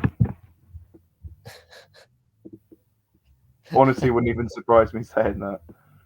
Kate's back because why not? Let's put some more characters in. Let's bring back Osgood while we're at it. God, yeah. And then we've got Vinda back because, again, why not? Like, why is Vinda back? Why? Yeah, it's just strange. Does it Very need to be brought? Do you know what I mean? Like, it's just like, I honestly think that was one of the worst episodes. It could have been a lot better, definitely. Not the worst of the era. There's been a lot worse than that. But I just think that personally was like, how would you rate the episode? I haven't asked you that. Probably I know probably about 5, maybe. See, I would probably give it a 3. But I will need to rewatch it. I probably I've very rarely rewatched a Jodie episode. I just feel like I've been spiked or something, and I've missed half the episode. And it's really sad It as was well. like, what? They brought in a new writer as well to co-write it, and she's just been landed with that shit. But it's like, maybe it was explained and I missed it. But they turn up on the ship, and then they just randomly capture a sea devil. Yeah. Where did that come from? There was no. It just happened. Like there was no plan in action. It felt like they cut loads of scenes, The editing at the start was really bad. and then like they never explained how was the sea devil imprisoned in a statue, and then why did they have the ship, and why could one speak but not the others? Yeah. I think for me personally, this is the worst episode of the Chibnall era with a recurring villain. Oh yeah, undoubtedly. I think he did justice to Suntarans until Chocolate. He did justice for the Daleks, the Cybermen, the Master, even the Jadoon. But this one, it just felt like a fan wank. Like it felt like a fan fiction, a really bad fan fiction. Yeah, I agree with you. Especially just like, oh, my wife. It's like, why introduce this whole subplot one episode before?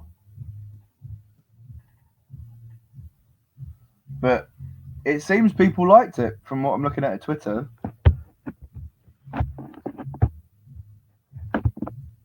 Which I don't get personally, but Yeah, I guess like some people, you know, you'll never get some, you'll never get everyone to unanimously hate on a Doctor Who episode, even if it is absolute shit. Some people will love it.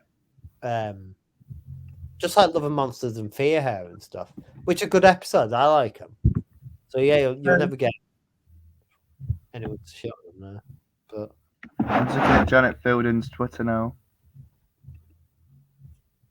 Oh, people are saying that she's copying Captain Jack's wardrobe, and she was like, "Oh, I loved it. I loved the coat."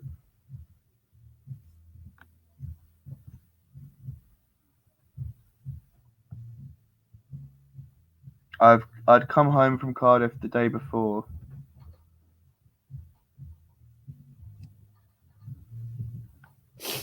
So I'm just reading this. Oh,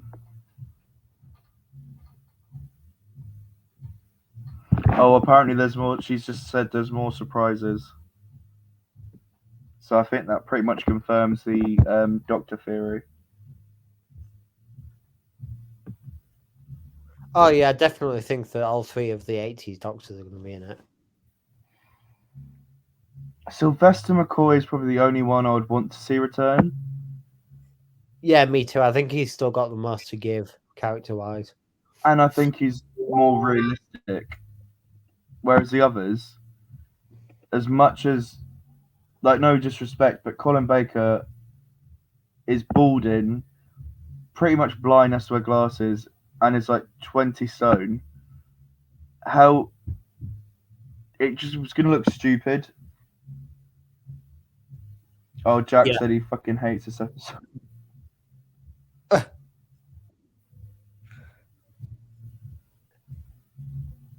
I think he's just got to a bit where the Doctor confesses her love for Yaz.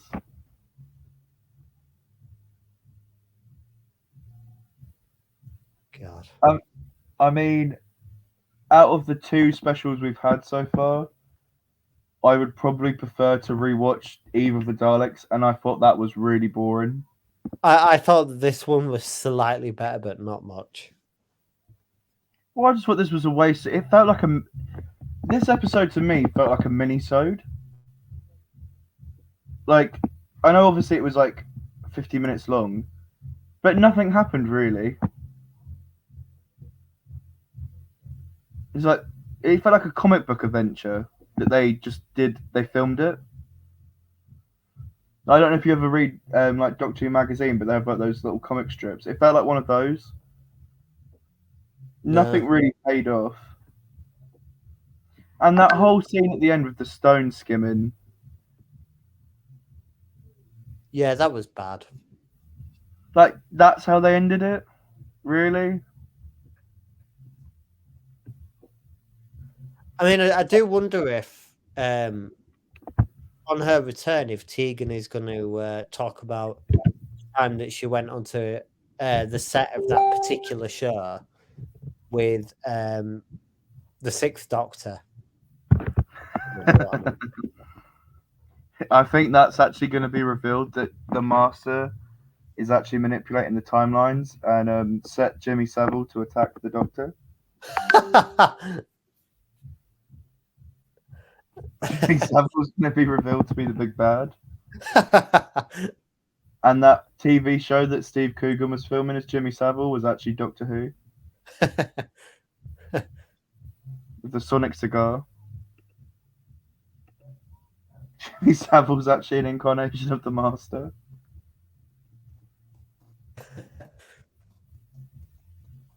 I'm still just like in utter shock that they've brought back Tegan.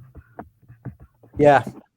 I mean, I'm glad that they're starting to kind of bring back classic. Oh, she's actually saying quite a bit about the episode on Twitter. She said that Oh, sorry, go on. A couple of years ago, I mean, Day of the Doctor should have been when all this was happening. It never did because the BBC pushed back against it. So, apparently, Tegan's going to be sassier and a bit cranky. Well, she and they're certainly going to reference the airport. Oh, time shite. Know how she was never meant to go to the airport? Oh, yes. Yeah. Oh, so it's going to be like the scene in School Reunion where fucking Tennant and Sarah Jane are catching up and he's like, where did I drop you off? And she was like, oh, in Croydon. You know, not where she wanted to be or whatever. Oh, someone said Janet filled in Sophie Aldred returning with Daleks and Cybermen and the Master. And then she put, yes, no hanging about. No hanging back. Chris Chibnall has got a stalker, I can't speak. Well, she said snorker lined up for you. Janet Fielding's last ever episode was actually also with the Daleks as well. And it was my favourite classic series Dalek episode. To go from that to this is just going to be terrible. I'm glad that you got a return. I'm glad that won't be destroyed for you. But I'm not being funny. If they bring back Peter, it's too much in one episode. Yeah, I mean, it's never gonna pay off. Well, Jack said he's only got 10 minutes left. He's fuming. I can't wait to hear him. I think he's really found a connection with the 13th Doctor. Someone put, I actually didn't recognise Tegan, and then she put, well, it is 38 years. I saw that. It's true, though. When I first saw her, I didn't see her. Oh, Jack's been so awful. She is the Doctor. Jack, it's been 5 years. Which to me is just like mental that she's been the Doctor for 5 years. Yeah. Time does fly. Yeah. Not even that, because I don't hate her Doctor. I think series 12 and 13 kind of made me go from just being like she's rubbish to being like she's all right. She's meh. Like she's never gonna be my top, but I can tolerate her. I just think it's so annoying that Chibnall introduced Joe Martin's Doctor. I think she would have been a much better Doctor. Yeah, Joe Martin, absolutely. She won me over in the Doctor as a Doctor like so quickly. Like that one episode. Chibnall was the problem. Is the problem as well? He's just a weak writer.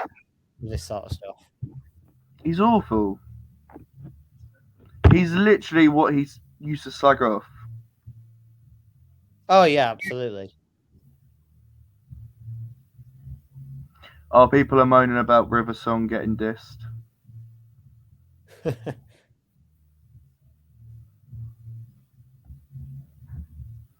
People are saying they thought that Jumping Sea Devil was shit.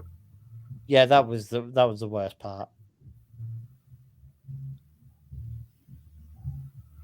I just don't get why they didn't reveal the title.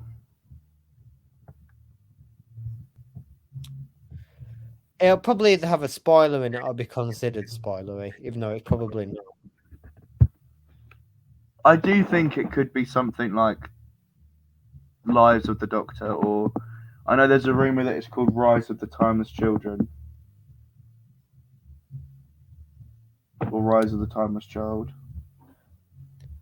Yeah, I mean, someone did say that the acronym for it is ROTTC or whatever. I mean, to me that sounds fan fictiony. I'd prefer Lives of the Doctor. Yeah, Lives of the Doctor would be a good title. Then I guess you do have 3 regeneration episodes of the Doctor. Then I guess it's a nice trilogy. It wraps it because you've got Night of the Doctor, Night of the Doctor. I guess Day of the Doctor is a regeneration story. Time of the Doctor, and then Lives of the Doctor.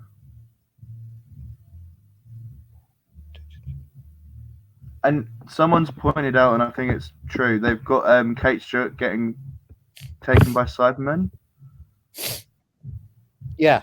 So do you think she'll get converted? Possibly. I think that she might play like an Yvonne Hartman role, where she appears, and then does get converted. Yeah.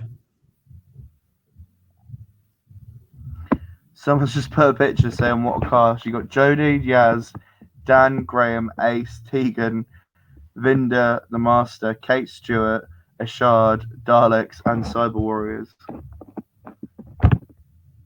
It's too much. It is too much, yeah, and there's going to be more as well. Oh shit! BBC confirms next Doctor's going to be revealed in coming weeks. Yep. It's what it said at the end of one of the news articles I saw. Didn't see that. Fuck. But then he did go on Gallifrey base, Lisa Mazimbo, and say that it could be any time between now and the centenary. So by coming weeks, what he actually means is it could be any of the next 4 months or so.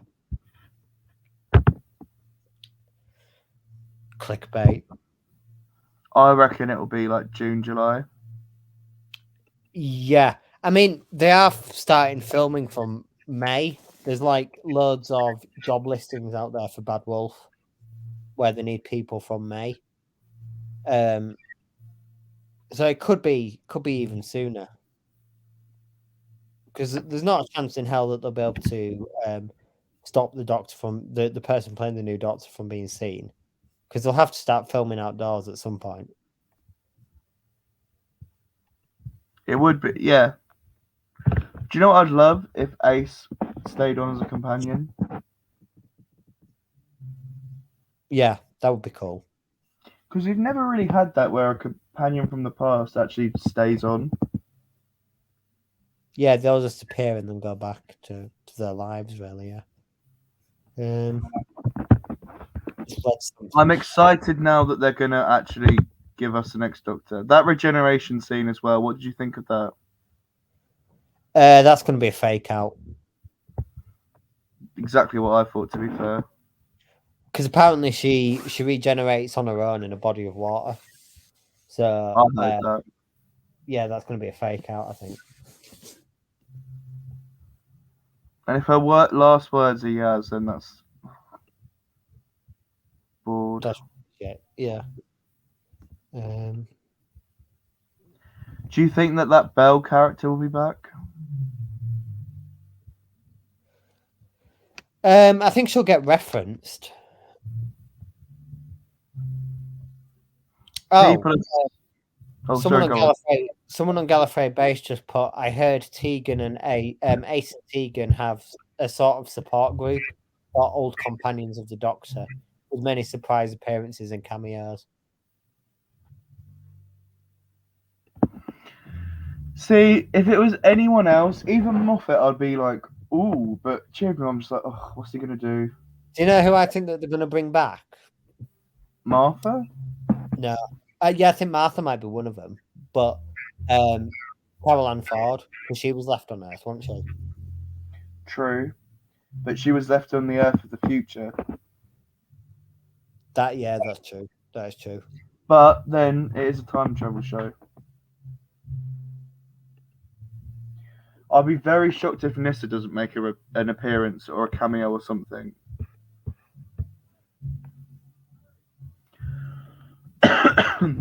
Yeah, because I don't know if the whole farewell Sarah Jane thing is canon or not.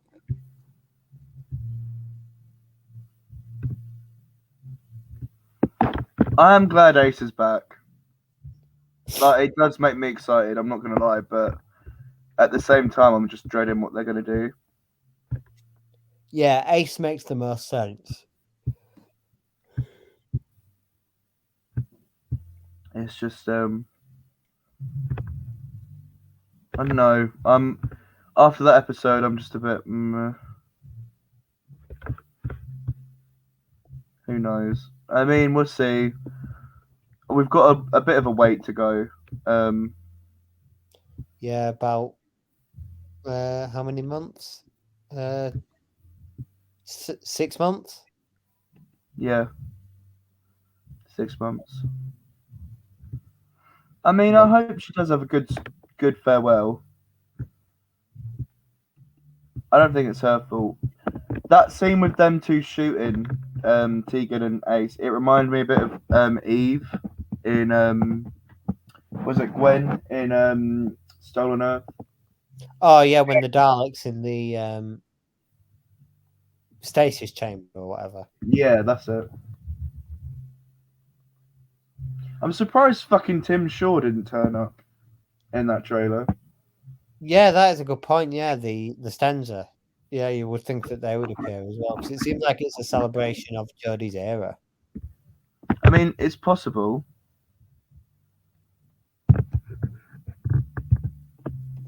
Oh, they've already made that into a GIF. Ace beating up the Dalek.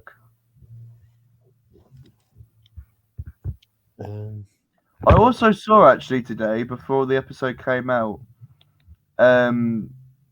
Sophie Aldred was with Joe Martin at a convention.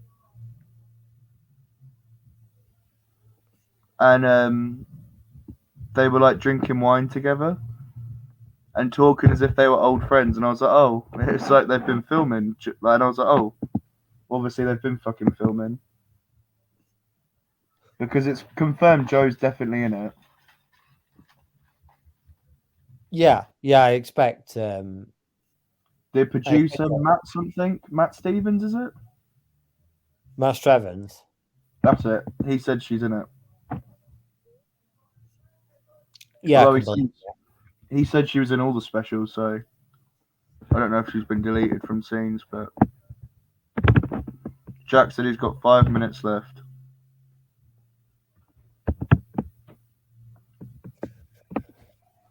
I just don't see why they brought Vinda back. I don't think Ryan's going to come back. I would hope not. He's terrible. I am glad, though, that they have brought companions from the past back.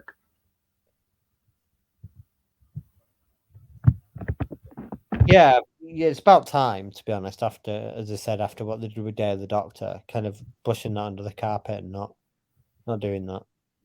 I do feel sorry for Dan in this episode. He was completely pushed aside.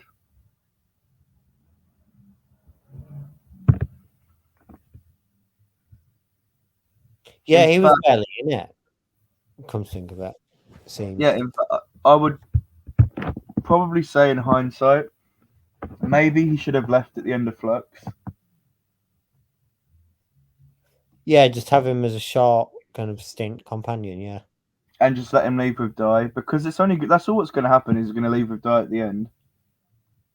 Yeah. I do like the theory that Yaz will live with the Doctor like her whole life, become really old, and just die.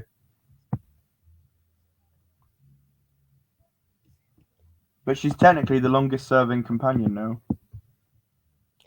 Is she?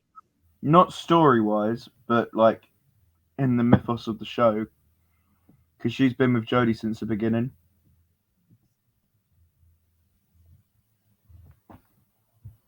And there's Oh, lots yeah. of Yeah, of course. because Jamie didn't start until Pat's second story.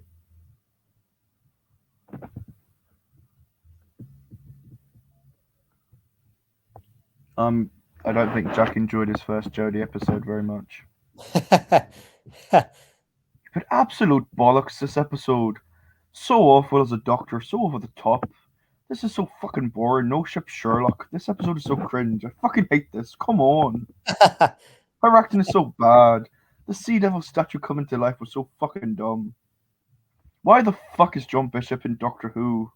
Come on. He needs to just watch the whole. Sorry? He's very protective over the show, isn't he? Well, I mean, the fact that he's not seen it in bloody how many years? 5? I'm very shocked about how disciplined he's been with not seeing it. To be fair, I kind of don't blame him. Yeah, he's not missed much. I mean, I do think that's why Chibnall's like, how can I get the? Oh, Tegan's back. Ace is back. Yeah, It is just jangling the keys. it does feel that way, absolutely. Like, okay, I'm like you said. At least we've only got one more episode to go, and then RTD reclaim what was yours.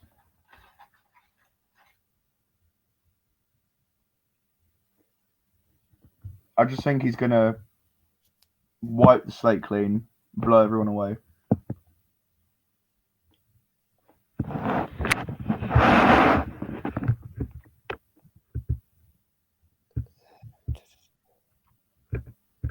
I don't get why people are freaking out so much that the Doctor regenerates in the trailer. Yeah, it's quite obviously a fake out. I mean, Lie of the Land had the same thing.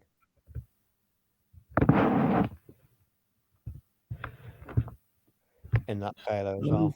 Tegan and Ace, of all the people. Guess I better start rewatching the Fifth Doctor again. I will be let down if McCoy doesn't appear.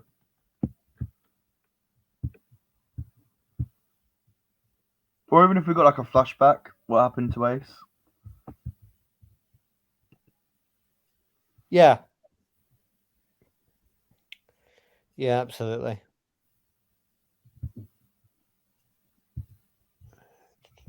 Oh, and people are saying that for what are they called? Those things from Demons of the Punjab are going to appear. Oh, I can't remember the name. Fajarians. That's it. Yeah. I was going to say vaginas, but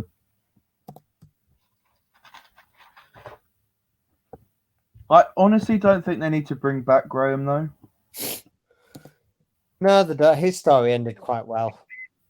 I get bored of them always bringing back companion. Like, I get the Tennant thing. It was like, okay, he's saying goodbye, but then like they're just repeating it all the time. Like, oh, 11 had to say goodbye to Amy, and then 12 had to see Clara and Bill and Adele, and it's like, do you need to do that? That was a universe thing as well, because obviously they had all these spin-offs building up to that one moment. Yeah, exactly. RTD did the Marvel Cinematic Universe before Marvel did, sort of thing. So, And better, in my opinion. I thought. do you think it's better? Well, I thought he did. Like, it paid off. It was smoother. I think sometimes Marvel over convolutes itself. Oh yeah. Like Doctor Who's doing now, basically.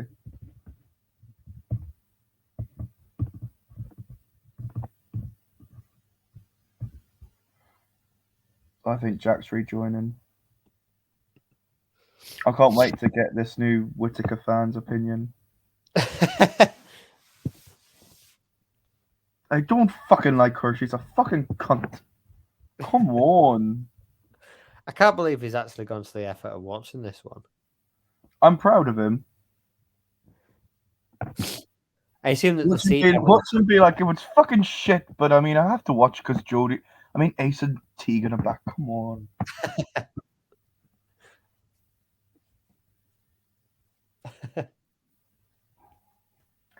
I'm kind of disappointed they brought back the Lone Side Man. I mean, he was really good in the 2 episodes he was in. I thought it was wasted in the last one, but yeah, all 3 of his stories I like, but I just don't want them to ruin. I mean, they've already ruined him, to be fair.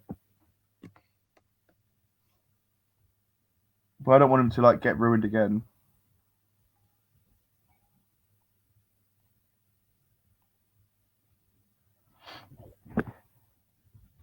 Bloody.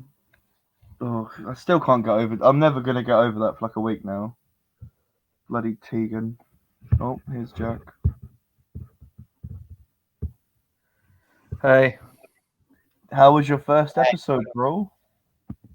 what the fuck was that bollocks? You loved it, bro. God, fucking hell, that was such a boring episode. Bro, you were messaging me saying she's your favorite actor. Oh, God, seriously, watching that after I was done, I was thinking to myself, really? That's what I've been missing the last 5 years? Fucking hell. It was so boring. I'm sorry, but Jodie Whittaker, I know I've only seen her in one episode, but from what I've seen of her in this episode in the clip, she's by far the worst Doctor. Every line she has to overemphasize, like, oh, look at me, yazzie. Did you like the lesbian subplot? Oh God, don't even get me started. The fucking Sea Devils were terrible in this. I mean, their design was fine, but it's like you have all that CGI garbage where they're blinking, and then like their throat is pulsating when they're talking. And oh my God, like I mean, the beginning of it wasn't bad. Like the look of it, like cinematography, sets, costumes, that's great. But like that fucking Sea Devil statue that comes to life.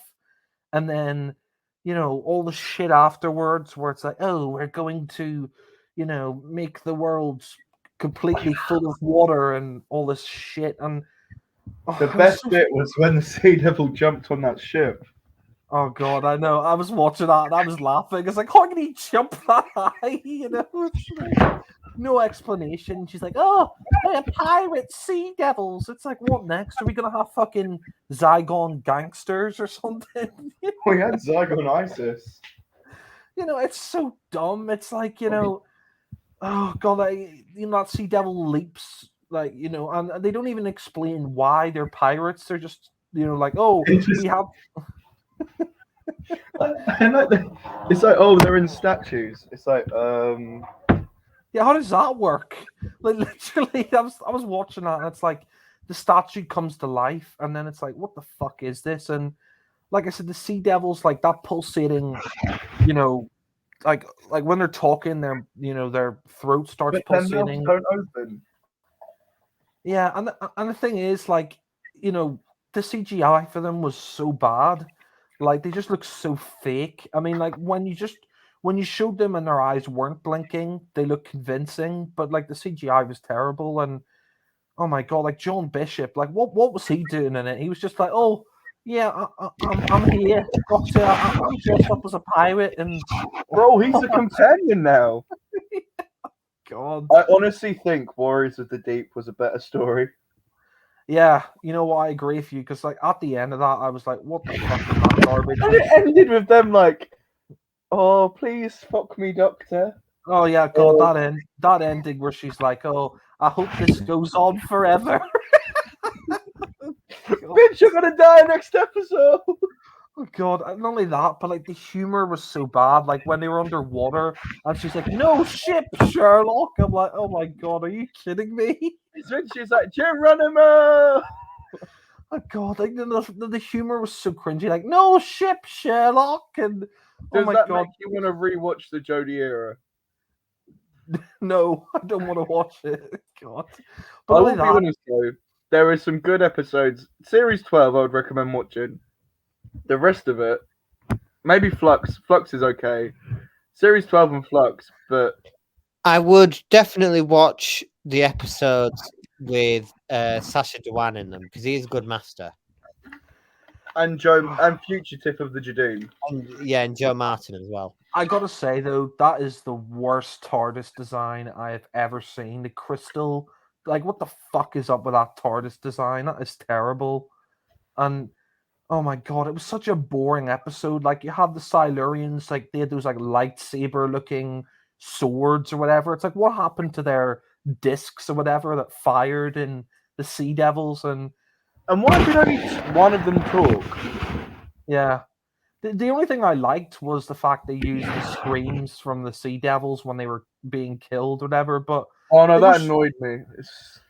but I mean, it got so like they did nothing in the episode. There was like a large segment where it was just the Doctor and Yaz, talking, and she's like, "Oh, if it could be with anybody, it would be you." And then she's like, "But I can't," and I'm like, "Oh, for fuck's Like, sake!" my wife. I've got my wife. Yeah, she's like, "Oh, I shouldn't have mentioned my wife." And then Yaz is like, "Oh, why can't you be with me?" And there's that bit with John Bishop where like, "Oh, can't you tell, Yaz?" And I'm just like, what the hell does this have to do with Doctor Who? Like, just tell the story. Like, I'm sick of the fucking romantic shit in Doctor Who, whether it's straight, lesbian, whatever the fuck, The Doctor shouldn't Right, be. now we've brought back Who's Opinion. We need to redo the Jodie era, and you need to watch every episode because I think. Oh no, fuck that. Sorry, I'm not doing that. God. You need to see this lovely love story form. No, fuck that. Seriously. Like, after watching that, I was like, you know what? Fuck this. Like, it was such a boring episode. Literally, the whole thing dragged, and I was like, oh, for fuck's sake, that was what I've been missing the past 5 years. And It just I mean, made no sense. They just appeared, then they died, yeah, and that was it. exactly. Why are they pirates? I don't understand. Why was that giant monster like searching for that necklace thing? Like, how could and then that guy, like, she killed his dad, and then he's like, I hate you, and the next minute he's like, I love you. Like, thank you for letting me stay. Oh God, it was so bad. Like, oh fuck me. And then, that trailer at the end, it's like, oh, I haven't seen the Doctor in 4 decades. I haven't seen him in 3 decades. And why is like Ace and Tegan firing a machine gun? It's so dumb. Wait till you see the full episode, and it's like, I've not seen him for 4 decades. I've not seen him for 3, and then it's like Dodo, like, I've not seen him for 6. Yeah, God. Yeah, it's like, why are they firing machine guns? Like, Tegan with a machine gun. And then Ace has got the baseball bat, like. Yeah, God. I mean, it was just such a boring. Like, It's seriously. like me and Connor were saying. It's like bringing back Sarah Jane, and she's in that Andy Pandy costume. Yeah, exactly. Yeah, that's what I'm saying earlier. Yeah, it's so stupid. For fuck's sake. I mean, it's literally. It was such a boring episode. Like, I'm being honest. Like, I was trying to give it a chance, but it was such a boring episode, and she is terrible as a Doctor. Like, oh, look at me, Yazzo, yeah, she's so over the top. Like, Geronimo! she's so fucking like hammy as a Doctor. Like, oh, look at me, oh, look, it's a Sea Devil. Oh, the Sea Devils are back. She's like, fuck up. Sea Devil. Oh God, like, if I had to give that a rating, I'd probably give it like a 1 out of 10. I gave it a 3 God. because I like the lesbian stuff. Yeah. It was so boring. Like, at least, Wars of the Deep was more entertaining than that. I'm sorry, but the micro, whatever it was called, what's it called? Merca. Yeah. Merca was better in that episode. What, Warriors of the Deep or this one? The Merca in this was shit. Yeah. No, it was crap. It appeared like a couple of times and then that was it. Did nothing. And Oh fuck me! It was such a bad episode. I was just literally Thing like, is, though, I will say this episode, like Connor said, he'll back me up on this. There is better Jodie episodes than this one. that's not really much of a compliment. God, that's I like, mean, War of the Suntarans is great. yeah, it's like saying pig shit's better than dog shit. You know, it's not much of a compliment. But Ace is back. You gotta watch that. Oh God, yeah, Professor. God. Oh God, like literally, I was 15 minutes in, and I was just like, it felt like it'd been on for like half an hour. It was that boring. Like Sea Devil's just what a complete like what a shitty return. It's been like 50 years, I think, since they first appeared, and this is the It's first like I time we. said, Connor, I don't think anyone's gonna be bringing them back anytime soon. Yeah, that was like the first time we've seen them in like nearly 40 years. They were completely wasted. Like they did nothing in the episode. Like I honestly would be happy if we never saw them again. yeah, exactly. I mean, they were just they were completely wasted, and they had the CGI, like them blinking and everything. It just looked terrible. They looked so fake, and oh god, it was crap. It was just rubbish. That Yeah. was honestly the one of the worst Jodie episodes. Yeah, it was so boring. If I could be with you, I would, but I can't. Oh god. Well, Yeah, why can you imagine? can't you fuck me, Doctor? Yeah, can you imagine Hartnell saying that? Oh yes, oh, I'd rather be with you. You're in for a jolly good spec bottom. Yeah, Tom Baker would be like, "Oh, I would like to have your jelly babies." Would you like to eat my jelly babies? God, she's just so over the top, like her facial expressions and like, "Oh yes, yeah." It's like, Oh, fuck that up. trailer where she starts regenerating, she's like, "Yes, I want to regenerate." It's like, oh, for fuck's sake. I know. I saw that at the end, like the end of the trailer, where she was saying that. I was like, "Oh God, this is so cringe." And oh, for fuck's sake. You will come with us. You will be regenerated. No, yes, yes, no. Oh, God. Yeah, I mean, how far this show has fallen from grace. I'm hoping Russell T Davies can salvage it, but fuck me. I just honestly can't believe how bad that was. It was terrible. It was so awful. And it literally just feels like Chibnall's gone, yeah, that was bad, but Ace is back and Tegan's back. I don't know about you. I mean, I've only seen this episode, but it just seems like he just doesn't give a shit about the show. It's like he's not even trying, you know? Sea Devils. One. Let's bring back the Sea Devils, but only one will speak, and then we'll kill them. Yeah, and then they could jump like 50 feet into the air for no reason. You know? Not the fish people. They can jump like dolphins. It's so stupid as well. Like when she's like, "Oh, fin face." Like, is this supposed to be funny? You know? No ship, Sherlock. Oh, God, that's the worst line I've ever heard in my life. Now, yeah, quickly, let's have a finger in the TARDIS. It was so bad as well. Like that whole you got that like female Chinese pirate, and she's like talking to John Bishop. She's like, "Oh, you think you're so smart," and then he's like, "I don't think I'm smart." You know, You're a hater. he's so like, you know, I mean, the actress tried or whatever, but like he was just like, "Oh," she's like, "Oh, you think you're so smart," and then he's like, "I don't think I'm smart," and then I'm just like, really don't get it. The whole episode, before this episode came out, they were selling it that it's the Pirate Queen versus the Sea Devils, and this Pirate Queen, we're going to learn so much about her. She was a real character in real life. She was a real person. She's an amazing. She was in it for about 4 minutes. Yeah, she had about 4 lines. But not only that, but like that final fight between the Sea Devils, like the Sea Devils were such pussies. Like they got killed so easily. You know, it was like one, you know, strike and then they were down and they were all being killed. And it's like, you know, I didn't think the Sea Devils were like this shit.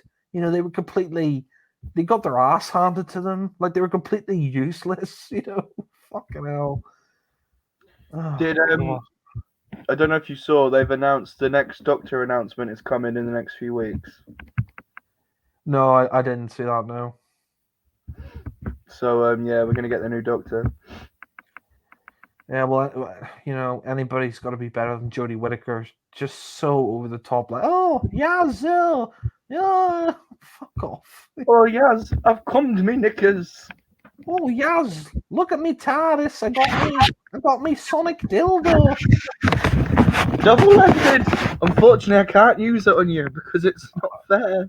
Like, I don't know if you agree with me, but I think that Sonic and that that TARDIS interior, That they're like, TARDIS is the worst interior. yeah, it's terrible. It was like, what the fuck is this? If you watch Ghost Monument where you first see it, and she goes in, and she's like, "Come to daddy," I mean, "Come to mummy," and then she runs in the TARDIS, and the TARDIS console, there's a little glass spinning police box on it, Oh, and then she presses a button, and custard creams come out. oh God. The thing is, I don't understand. Like, why couldn't they have kept like the Smith Capaldi TARDIS interior? That was fantastic. Like, that actually felt like a proper time machine. And This they is- could have just kept it and did what when Capaldi became it, just add stuff to it. Yeah, exactly. Instead, like, they had to make it all like this crystalline shit, and it just looks terrible. It looks like a really shit version of the Ninth Doctor's TARDIS. Yeah, and it just does not look like the TARDIS, like the interior of the TARDIS. It's like, and only that, her Sonic is awful. The Sonic screwdriver she has, like, that's the worst Sonic. Fucking hell. So are you glad you delved into the Jodie era? Oh no, I deeply regret it. Like, we need to get you to watch the first season now. no, fuck off. Seriously. Next cast we'll do Woman Who Fell to Earth. No, sorry. But bro, it's a classic. You get the Stenza in that one. Eat my salad. Yeah, fuck that. Bro, I think you might have said it then already if you know that reference. No, I've seen clips like that creature with the teeth in its face. Like, oh god. It looks like a bad Sarah Jane Adventures villain. Yeah. That's me. That's disrespectful to Sarah Jane. Even that, like Sarah Jane was good. So yeah, that was honestly one of the most boring stories I've ever seen. It was just it was so boring.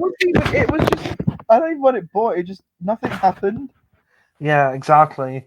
It's like do an episode where it's like Cybermen appear, but they're not. They're not just Cybermen anymore. They're Viking Cybermen, and and then they get defeated, and that's it. Yeah. God, I mean, you know the sad thing is, like, visually it looks great, like sets, costumes, cinematography. That it looked like a film, but it was just like the writing was just terrible. Like, Literally, my neighbor actually worked on this episode. oh, And really? Yeah, he worked on it, and he told me ages ago, like, oh yeah, we've got like these sea monsters in it, and I was like, are they sea devils? And he's like, I can't say that, and I was like, oh shit, the sea devils are back. And then I feel so bad because he's gonna message me like, oh, what did you think of the episode? I'd be like, it was fucking shit. Yeah, It's well, not you can his fault. always just lie to him and say you loved it, but It was Doctor Who at its best. yeah. Bro, it's the best sea devils I've ever seen. It just pisses me off because it's been 40 years since we've seen the Sea Devils, and this is how you bring them back. Completely wasted, like did nothing in the story. Just what a crap ending. Yeah, so bad. Like that ending, like where John Bishop was like calling up, what was her name, D or something like that. That's Di. She was in Flux. Yeah. She's like works at the museum where he goes, and she basically got kidnapped by Storm and Ashore, these like villains, and she helped save the day, and then they were meant to go on this date, and then she was like, no, I'm not interested in you, I'm over you now. Like, I nearly died being with you. And that's how it ended. And then this episode, she's like, yeah, I like you now. It's like, Yeah. Yeah, I mean, the thing was, like, John Bishop, he had nothing to do. Like, all he did was just, like, stand around the whole episode. He did, like, pretty much fuck all. Like, he got to fight a couple of, like, Sea Devils, but that was really it. And, like, I mean, I don't know what it is as well, but, like, this is the most northern TARDIS team ever. Like, Jodie's from the north, Manda Gill, John Bishop, they're all from, like, the north of England. You know, it's really weird. there's the fucking Southerners. Yeah. Bring us back, you bastards. It's like they all went to, like, it's like the TARDIS landed in the north of England and, like, everybody got on board, and now all of a sudden they are all speaking in northern accents. Like, it's so like weird. the Capaldi era where you had like the Master was Scottish, the Doctor was Scottish. Yeah, but I mean, it's weirder than that because, you know, you had Clara, who was, you know, from the south of England, and then you had No, Capaldi. she who was Scottish. Northern. Oh yeah, she was northern, yeah, but I mean, she didn't have a strong northern accent. And you Capaldi was Scottish, and like Russell T Davies, like when he cast Tennant, even though he was Scottish, he said he didn't want his accent touring the regions, so he made him, you know, do English. But it's like now all of a sudden it's like, oh, you know, the Doctor Yaz, like John Bishop, they're all from, like, the north of England. It's really weird, but And why was there like 1,200 Sea Devils, but only one could speak? yeah. Oh god, it's yeah. I'm like, I don't know about you, Why but did like, they kidnap that pirate? yeah. And it's like, oh yes, we're gonna fill the world with water and take over. It's like, oh god, I've seen this before, you know. And then Jodie's like, oh, we gotta do this and flick the thingamabob and da da da da da. And But I thought you were fucking pirates. yeah, but like, why are they pirates? Like, they never explain it. Why are they pirates? And why was she hacking that statue up? Yeah, and only that, but like, how can they jump like 1,000,000 miles in the air? Like, they can jump really high now. That was so bad. Yeah, and it's like the statues can come to life. Of the Silurians. Yeah, it's so dumb. Don't blink. Whatever you do, don't blink. Yeah, and the way she kept saying it, it was so cringy. Like, sea devil, sea devil. Like, I met him once or twice before. yeah. Oh, they're mostly like when she said, "Oh, they're mostly peaceful." It's like, you know, that's a load of bollocks. You know, It's like, oh yeah, I remember the only other 2 times you've met them, and they tried to kill you. Yeah, they're mostly peaceful. Yeah, load of shit. You know. Oh, it's so bad. Yeah, like completely. You know, if you're gonna bring the Sea Devils back, at least have them do something. They were just completely useless throughout the whole story. Exactly what Ace and fucking T gonna be next fucking episode. Yeah. I haven't seen the Doctor in nearly 4 decades. I haven't seen him in nearly 3. Well, I haven't seen the Doctor since 2017, since Peter Capaldi left. Where's the Doctor? Yeah, Doctor in distress. Seriously, throughout the whole episode, I was like, "Where's the Doctor? I can't see the Doctor." I just see these lesbians. I was just like, "Is John Bishop the Doctor?" Oh wait, Is that Chinese guy the Doctor? Madam Ching, are you the Doctor? yeah.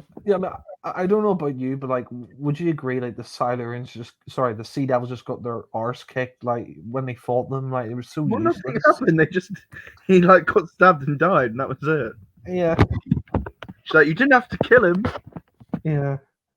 And he's like, "Oh yeah, he killed everybody on my ship," and like she had no comeback to that. It's like, yeah. It's like you're too busy fucking Yaz in the TARDIS. And the Doctor's such a hypocrite. Like, you didn't have to kill him. Well, you didn't have to kill the Sea Devils and Silurians and Warriors of the Deep, but you still did it anyway. But that didn't happen in this era, bro. It's like, oh, you didn't have to kill him. It's like, you're such a hypocrite. You massacred the Sea Devils and Silurians and Warriors of the Deep. You know. It was just so cringy when it was like, I'm a cheap date or something. I was like, oh, here we go. And then she's like, what I said about being a date? I was like, oh, for fuck's sake. You know, Yaz is 19. Oh, really? Like, the same age as Rose. It's just like, it's fucking weird that the Doctor's like a paedophile, like 1,000 years old, fucking 19-year-olds.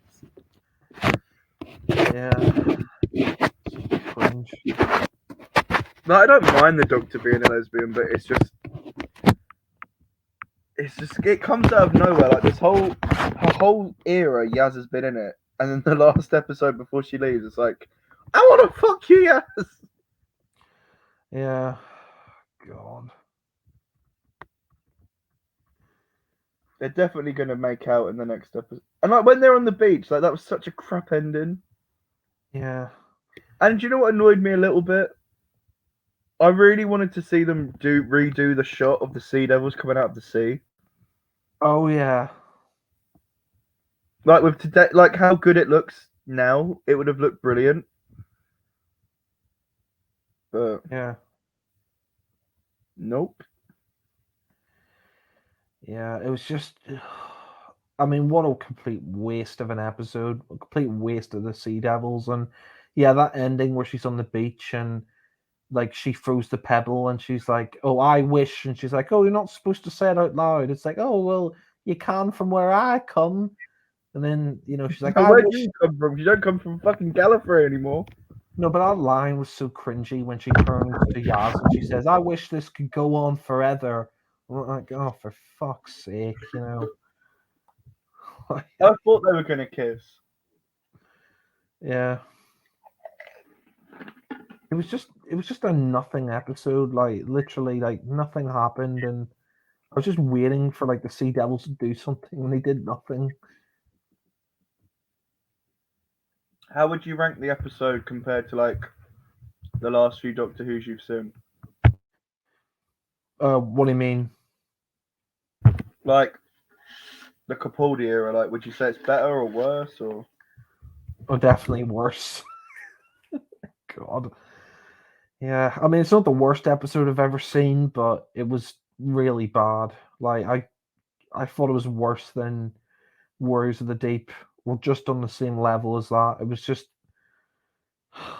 nothing. Like at least in Warriors of the Deep, the Silurians and the Sea Devils did something, and this was just it was just rubbish. It was so boring. Like you could I mean, at least the Silurians and Sea Devils were a threat in Warriors of the Deep. Here, they just get their arse handed to them. Like the Sea Devils is just useless, and they never explain like why they pirates, why the Sea Devils pirates, and it was just rubbish. Like it was terrible.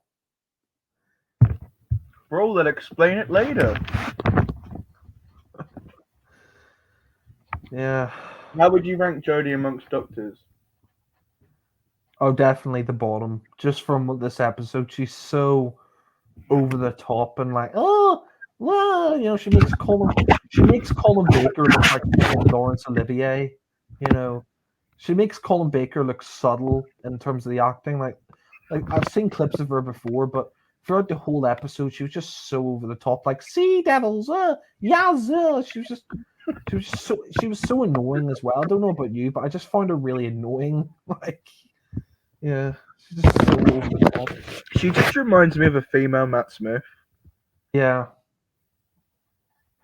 Oh, the whole Geronimo. Yeah, it pisses me off as well. Like they did that Radio Times poll, I think, last year, and she came number 2 behind David Tennant, and like Tom Baker was like number 5. I'm like, are you fucking kidding me? Like seriously, Jodie Whittaker is just fucking. Bro, I'm not she is a better doctor than Tom Baker. That is true. No. I'm being honest. Like, I just thought she was so over the top on Hammy. I don't know about you, but I just think she's really over the top. I think she's the best doctor I've ever seen. Yeah. Tegan Javanka? I bet Matrix Sword's gonna like have a meltdown. Yeah. He's like, I know Tegan. I watched that episode, bro. Yeah. Oh, I bet he's gonna love it. Companion of the 13th Doctor. Yeah. I like how Tegan met the Fourth Doctor, and now she's meeting that new guy. Yeah. That was so bad. What would you give it out of 10? 4, maybe 3. Oh yeah, I remember you said 3. Yeah. I need to rewatch it, to be fair, because I just love how great that episode definitely was. You really want to rewatch it? Fucking boring as hell. I feel like I was drunk watching that, and I missed everything. If that makes sense. Well, you I didn't feel like miss I much. missed half the. I feel like half the episode was just missing. Yeah. You didn't miss much, to be fair. It's just But nothing happened. yeah. We are sea devils. And he kept saying like land lovers or something. What was he saying? Oh yeah, your land traders or some shit like that. Yeah. Why did you keep saying that? You just feel like He's like, why would we trust you? You're land traders. Like, he's like, why would I trust you, you big fish cunt? God. I mean that episode was just like, hey, do you remember the Sea Devils? Well, let's just, completely waste them. I honestly think, and you probably will disagree with me on this, but that Series 6 episode, Curse of the Black Spot, was a better pirate story than this. Yeah, I think I agree with you. That was shit. Yeah. I think I prefer Space Pirates to this. Yeah. I prefer the smugglers to this crap. I honestly think Fear Her would have been a better special. It was such a rubbish pirate episode as well. Like, as a pirate story, it completely failed. You know? Just nothing happened. Yeah. It was so boring. Like, yeah, And it's like the nothing. Pirate Queen was like, oh, they've taken my kids, I need to get them back. Did we ever see that? No. Oh god, so cringy as well. I'm sorry I killed your sorry, I'm sorry I let your father die. And then she's like, "Oh, you could stay on my ship at the end since you have no family." And then he hugs her, and it's like, "Oh god." It's like, she just murdered your family, but okay. It's just, God. I mean, yeah, Legend of the Sea Devils. I would rather be friends with George Black than watch this shit. Yeah. That's two-time best. I'd rather be keelhauled than watch this crap again. I'd rather be a member of the Omega Files than watch that.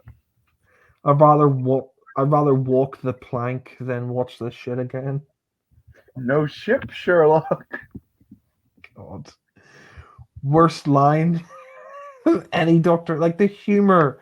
I don't know about you, but like the humor is just so bad. Imagine Peter Capaldi going to Nardo. No ship, Sherlock. What? Nardo, I want to fuck you. Yeah, God. And then like when they were on the floor of the TARDIS, and she's like, "Oh, we got to get the TARDIS going again." It's like, oh God. And why wasn't she in her costume for the episode? Yeah, that's what I was thinking. Like that outfit she was wearing, it was like something out of Marco Polo. Like I know they're in 18th century China, but yeah, The why whole isn't thing she about wearing Doctor Who is they never change. Like the companion might change their outfit, but the Doctor doesn't. Yeah, well, yeah. I mean, occasionally he does, but or she does, but yeah. I mean, I didn't think it looked right. Like she should be wearing that costume that she does, but They're really nice people. yeah. At least the Master's back, I guess. Yeah, but I mean, even the Master kind of looks cringy in that. Like, did you see him with his like hair all grown out? Like, It reminded me of that Matt Smith episode where he had a beard. yeah. Apparently, there's more companions in the episode. Apparently, Leela's in it. Yeah. They're probably gonna bring Layla back in like a sexy costume, even though she's like 60 years old. Yeah. And Doctor be like, "Oh, I'm a lesbian now." I don't know about you as well, but like, why does Jodie Whittaker always do those stupid faces like in those episodes? What do you mean, bro? Can you elaborate? Like, you know, all those like faces she does, like, you know, squidging up her nose and all that, and she's like, you know, Yeah, it's just a kind of her thing. weird. Bro, I can't wait for you to review series 11 and 12 and 13 for your Doctor Who reviews. Yeah, you're gonna be waiting a long time. Big shout out to Jack McCulloch. He's currently reviewing Doctor Who series 8. Oh, you finished series 8 now, haven't you? Yeah, I'm on series. Gonna be starting series 9 soon. Oh, great! That really good story where Davros opens his eyes. Yeah. Yeah, Doctor Who really did start going downhill. Yeah, I'm off it. At least the Sea Devils didn't open their eyes. Yeah. And where were their guns? Why did they have like laser swords? Yeah. What I was saying, it was like a lightsaber sword thing. Like, what happened? Like, do you remember in the Sea Devils they had those like disc things that And shot? they went on their stomachs, didn't they? Like those ray things. They Yeah, had like like belts. you know, they used them. You know, they had them those like ray gun things. They had those disc ray guns, and now all of a sudden they have like lightsaber sword things. Like, what? It was so bad. Yeah. I honestly don't think I've seen an episode that bad in a while. I mean, Eve of the Daleks, I know you've not seen it. I thought that was bad, but that was like turn left compared to this. Yeah. At least we've got confirmation we're getting the next Doctor announcement. Yeah. Do you think you'll be watching the next series? Russell. Yeah. Depends how good it is. I mean, I think I will check it out because I grew up watching Russell's era. That was the era that got me into the show with Eccleston and Tennant. But I mean, I think the only thing I'm worried about, I don't know if you agree with me, but it's going to be hard to top that era of 2005 to 10. No, I agree. I mean, what he could do is bring back the Sea Devil from this episode as a new companion. God. I would actually like to see him do the Sea Devils, but like do them right because I think he would do a good job with the Sea Devils. I mean, one thing I'm happy about this episode is now that they've brought them back, the costumes are there. Yeah. Same like with the Zygons, all the stuff's there now. So, although, in my opinion, we've not really had a good Zygon story, and definitely not a Sea Devil story in the new era, they're there. Yeah. And like the new Sontaran and the new Cybermen, those costumes are there as well. I do think you would like this. I do think you'd like the Sontaran episode. To be fair, it's very classic Who. What about the chocolate? Bro, that's in the shitty finale. We don't talk about that. Oh God. I like chocolate. Chocolate, chocolate, chocolate. Santaha! Santaha! God. Oh, fucking hell, Chibnall. The baked potatoes return. I like the jacket potato. Yeah. Oh, brilliant! Oh, brilliant. Oh. I wish this would go on forever. God. Yeah, that's what I was thinking during the episode. I wish this didn't go on forever. I wish I was dead now. Oh, I at wish least it's. I wish I drank bleach. Drink bleach! That should be the new Doctor's catchphrase. Drink bleach, Cyberman! That would be funny. Thank God it's 6 months till the next episode. Oh, 6 months, yeah. Yeah, it's not out till October. What date's it in October the what? 22nd, I believe? Alright. Oh, Jodie Whittaker's in the cast.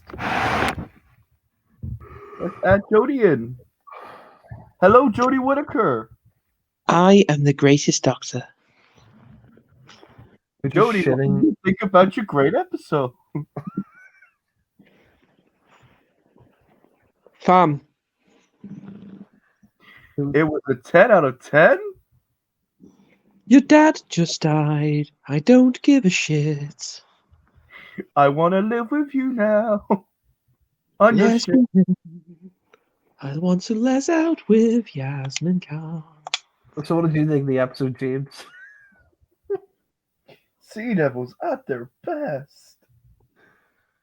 Oh, I will say that I left a comment on the Doctor Who Facebook page saying how much it, go into detail why it was shit. Most people agreed with me. One person responded saying, nobody cares whether you liked it or not. So I responded, well, you responded, so clearly you care. What did you think of the episode, though, in all seriousness? 2 out of 10. Same. Okay, that's like in between me and Jack. I don't even know why I'm giving it a 2, to be honest. I gave it a 1. But James, Tegan and Ace are back. Which confirms probably the chameleon thing's true. For fuck's sake. Can you explain to the viewers... Maybe they're not back. Maybe chameleon's just pretending to be there. Can you, for the viewers at home that don't know what this chameleon theory is, can you please explain? Apparently because the 5th, 6th and 7th Doctor are probably returning with variations of their companions as well. It's getting a lot of steam that Chameleon's returning because Chibnall wants to give him another go because he was shit on when he was originally in the show. He likes to fix things. Of course, he's not fixed anything. He's made everything worse. The only good element, the reason why I'm giving it a 2 is the Mercury was actually pretty decent in this episode, but it never really appeared. Didn't do anything. Yeah, it didn't do anything. It was just wasn't shit. he just stayed original to the Mercury. He made it cooler, but then did exactly what the original Mercury did, which is absolutely fuck all. But then he didn't even call it the Mercury, he called it Kwai Shui or something. It's obviously the Mercury. Yeah, no, the Chameleon basically is an android which can change into any form. And Peter Davison hated it. So the theory is he's returned. Which now we've seen Ace and Tegan in the trailer. Could mean it's true. But the thing was as well, like, even though Chameleon was hardly in it, like, he was shit anyway. He was just crap, you know. Yeah, and then the writers couldn't, because the guy died, the bloke died who could control him, so they didn't know what to do with him. But then there's a way around it. He can transform into anyone. Just have him as a different character. So they couldn't even bother to do that. They just wasted it. Yeah. James, what did you think of the Phasmin plot? Terrible. Not The only way that can work for me now is John Bishop snogs Jodie Whittaker in front of Yaz, and Yaz commits suicide. That is the only way they can resolve this. Oh god, you know what's so cringy? The fact that the sea devils can like jump 50 feet in the air now into like do you remember that when it jumped into the ship? That was so bad. That was the worst scene. Their physical abilities do increase, but their intelligence and technological abilities don't have gone, which makes no sense. Also, why are they out of hibernation anyway? They shouldn't be at this stage. There's a lot of things that just don't make sense. Why are they pirates? Yeah, that doesn't make sense. We never explained that. Why do they want to make the entire world water? That would be terrible for their race, the Silurians, of which they are a part of. Can we just appreciate that Jack actually watched a Jodie Whittaker episode? Well, I warned you, Jack. I hope you need. I hope you're okay. I know it's difficult. It was so boring. I'm not joking. It was like, I don't know about you, James, but it was just such a boring episode. It was so boring. It was like watching one of Ollie's fucking reviews. Yeah. I'm joking, Ali. I love you. No, but it was like the Sea Devils were fucking wasted in that. Like, just complete pussies. Like, All of it was bad. All of it was bad. I don't even know why I'm giving it 2. I think that is one of James, you've seen Jodie's story. Do you think she had better stories than that? Yeah, because this one was plagued by bad acting, very bad writing, no plot, and then also combined with that, he even managed to ruin the Sea Devils, which I didn't think was possible. They're really easy to do. But for someone like Jack who's not seen Jodie's Era, would you say that there is better episodes out there? Yeah, there is better episodes. Are they good episodes? No. But they're better episodes. I think Series 12 is pretty good. There's some good elements in it, yeah. But you got to remember, even if you get a really good episode in Series 12, you always have to negate 2 points. So even if it's a 10 out of 10 episode, it goes down to 8 because Ryan is in the episode. So you always get... Jack, I beg you to watch Orphan 55 and you'll love it. Yeah. It is my favourite ever episode of Doctor Who, I think. Oh, God. I rewatched it and I just... Benny! Where's Benny? I was disappointed. If I'm going to be honest. Watching that trailer, I just wanted him to be like, Benny! I just think Jodie's so over the top. Like, she's like in that episode, she was Also, just not Doctor, she doesn't give a shit, but somebody just lost a dad. Any other Doctor would, I mean, maybe not Series 8 Capaldi, but apart from that, would have given a shit. And even Series 8 Capaldi wouldn't have immediately said, let's work with the person who killed your dad. That's not what the Doctor would do. Not only that, but like the Doctor's such a hypocrite in that. Like, do you remember the bit where, the Silurian kills? So the guy kills a Silurian. She's like, "Oh, you didn't need to kill him." It's like, well, you just massacred the Sea Devils in Warriors of the Sea. Yeah, and then afterwards, John Bishop kills Sea Devils. Yeah. Didn't give a shit about that though. Yeah. My companion can be murderous, but not you, Mr. Ching Chong Chinaman. No. Whoa. No racism on the cast. That's what I'm saying. It's rote racist. But I did think that was really bad, how, like, John Bishop literally slit the Sea Devil's throat, and it was like, hey, well done, you've killed an innocent creature. Yeah, it was. And why do they make Chewbacca sounds when they die? What's that about? No! The Sea Devil. That was actually the sound they used in Sea Devils. Really? Yeah. It really annoyed me, that sound. I didn't enjoy that at all. Like,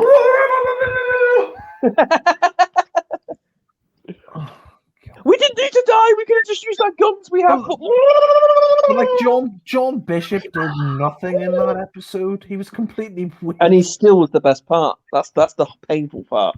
As someone who's seen Flux, James, do you agree that they should have just probably written John Bishop out at the end of it? Yes.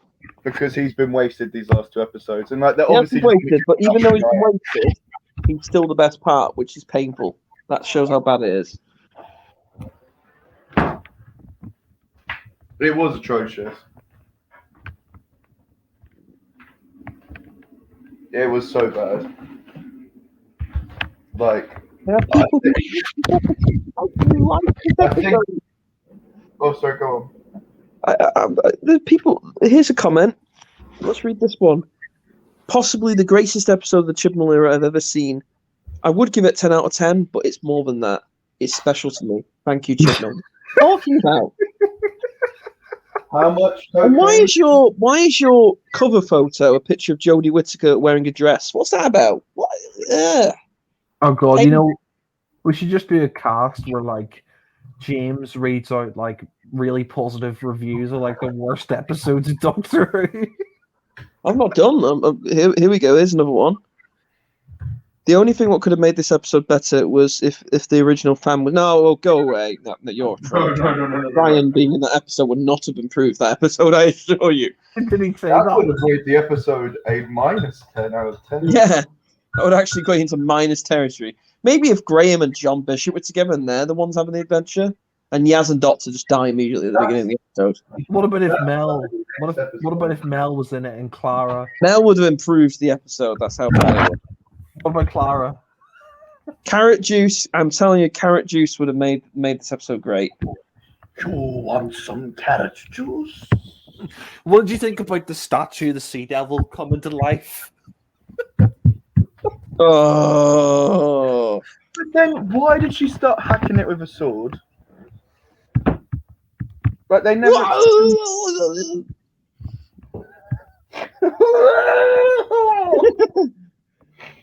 Oh, I'm glad whose opinion. Why was she mad at the guy who was imprisoned for hundreds of years by the Sea Devils? Of course, he wants to kill it. But why was he in prison?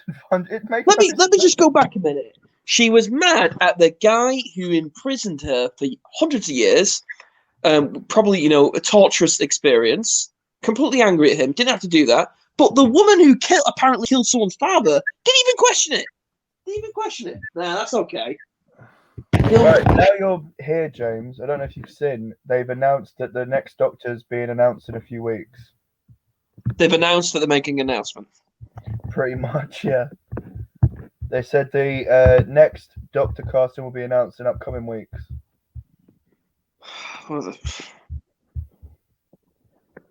It's like those people who pre-order takeaways for the next day. It's just fucking weird. Why would you do that? You might change your mind. And they're saying that she appeared in her first series. It was the most watched ever. I think you'll find it was the first. People were curious to see what it was going to be like. They knew it was going to be bad. It wasn't, but the thing was, it wasn't the most watched episode ever. It's City of Death, which is the most watched ever. Mm. No, that had a male Doctor in it, bro, so that doesn't count. Oh, shit! Tom Baker's died. It's on Twitter. Fuck off, it's not. Damn it, man. Should have played along with it. You can't kill Tom Baker, come on. He's going to die soon, though. I think even Jack will accept that. Yeah, I mean... Is that why you've been watching about 10 seconds of Inspector Gadget 2 a week? Just to prepare yourself. What's Inspector Gadget? Oh, God, no, I just... Like... What I did... I mean, I don't know about... Could you clear this up, James? But that woman who killed that guy's dad... At the end, she's like, "Oh, you could stay with me." It's like, what? Yeah, all of it. Just the decisions, everything makes no sense. Although Jack did say he thinks it's the best TARDIS console he's ever seen. Oh, fuck off! I did not. I hated it. What TARDIS console? There's nothing there. What the hell is up with that whole Matt Smith's TARDIS, which looks like, a Toys R Us toy, is better than this TARDIS. Yeah, that's saying something. Yeah, what did you think of I Want to Be With You Forever, Yaz? Just shag already. God, at least give us some entertainment. And what did you think of Ace of a Baseball Bat? That was the feels, right? Here's a good comment we will all agree with, actually, on the Nazi Facebook page. After watching the trailer, classic Chibnall strategy. Throw the kitchen sink at it. Everything in the episode possible. Ace, Tegan, Binder for some reason. Why does anyone want Binder in the episode? Dalek, Cyberman.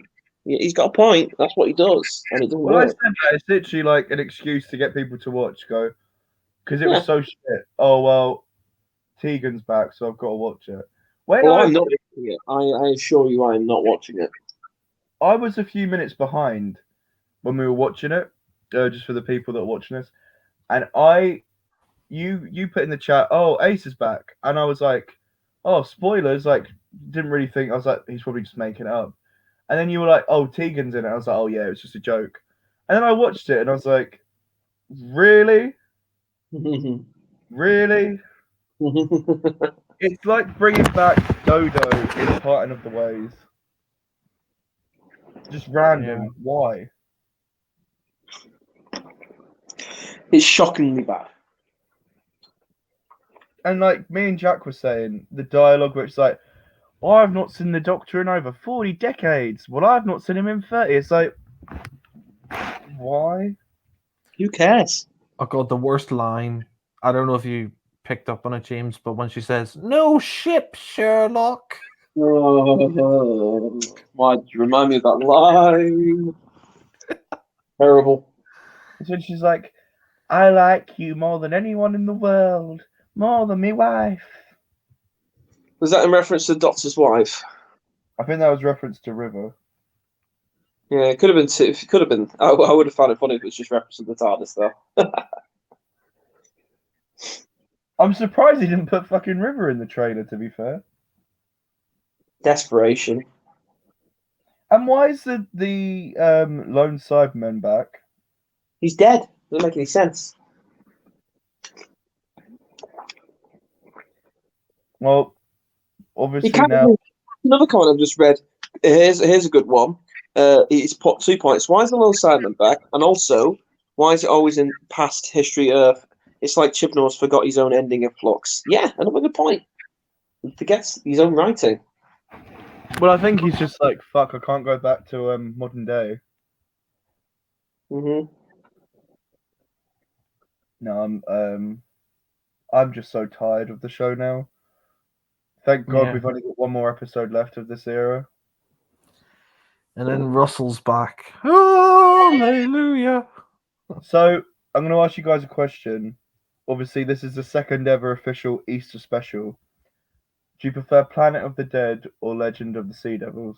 Planet of the Dead. It's like asking me, do I prefer to be raped or have a pizza? I love the pizza. Planet of the Dead, obviously. I do think this is probably one of my least favorite Jodie stories. Yeah. Yeah, it's up there. I think this may be worse than Battle of Ranskor Carlos. But Jack obviously is going to be looking forward to watching all of these new episodes. I mean, Jack's lucky he gets to watch all of the for the first time. I mean, Jack, I bet you can't wait to meet the villainous frog monster. Ryan, don't you care about his dyspraxia, man? Ryan and his quest to sexually harass females in episodes. Isn't that exciting? Jack just wants to watch the frog episode where the Doctor gets confronted by a giant talking frog in a chair. Or the pregnant man. That was one of the better episodes. The pregnant man is like the best part of the episode.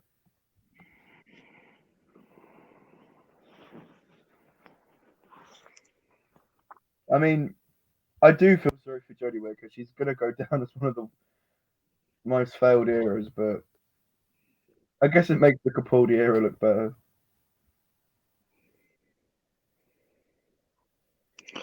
I just thought she was awful in that. Just You know what, guys? You're wrong. It's a great episode. I love the dialogue. I love that the son forgave the person who killed his father immediately. I love that the Doctor had a go at the guy for killing the Sea Devil who kept him imprisoned, but didn't have a go at the person who killed someone's innocent father. I just love it.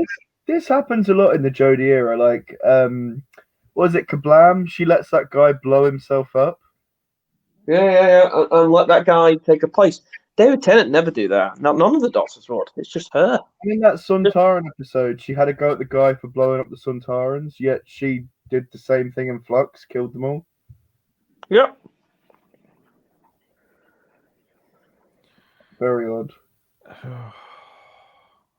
just fucking boring. I mean, it's been 5 years since we've done one of these, and a lot's changed in 5 years. No Mike D burps. No, Mike D's gone. Matrix Lord's fallen. Phillips stopped touching kids. Oh no, that hasn't happened. Oh yes, still touching kids. Yeah, Jack's not seen an episode of Doctor Who in 5 years apart from today. And are you regretting breaking that? I am actually, yeah. I mean, I regret it because I said to myself I would not watch because I didn't watch. I haven't clarification for everyone watching. I've not watched the New Year special with Daleks. I said I would never watch anything again after Flux under Chibnall. I broke it, and I'm going to stick to it again. I won't watch the last episode. Thing is, though, he's got me in that fucking thing again like he did last time. Eve of the Daleks was shit, and I was like, I'm not gonna watch the next one. And then the Sea Devils appeared, and I was like, oh, I'm gonna have to watch it. And then he's brought back fucking Ace, so I'm gonna have to watch it. Nope, no interest. And Tegan's one of my favorite classic companions. One of my least favorite. Like, why does Tegan have a machine gun? Tegan's one of my least. Tegan's last scene in the shows. I don't like this violence, Doctor. I'm leaving. It's like comes back with a machine gun. Yeah, exactly. It's like, she's like, oh, all these people have died. It's not fun anymore. And then she comes back and she's firing off a machine gun. And why with Ace? Like, of all the people, I like how they're having a competition out of who hasn't seen the Doctor in the longest. Yeah. So do we think? Oh, sorry, go on. No, I was just gonna say, yeah. They said I haven't seen the Doctor in 40 or 30 years. I haven't seen him in 5 years. At this point, Jack, it wouldn't surprise me if they put you in the fucking special. Everyone else is in it. That'll be better than watching this crap. I'm just waiting for the Sea Devils to be like, your song is ending, Doctor. Yeah.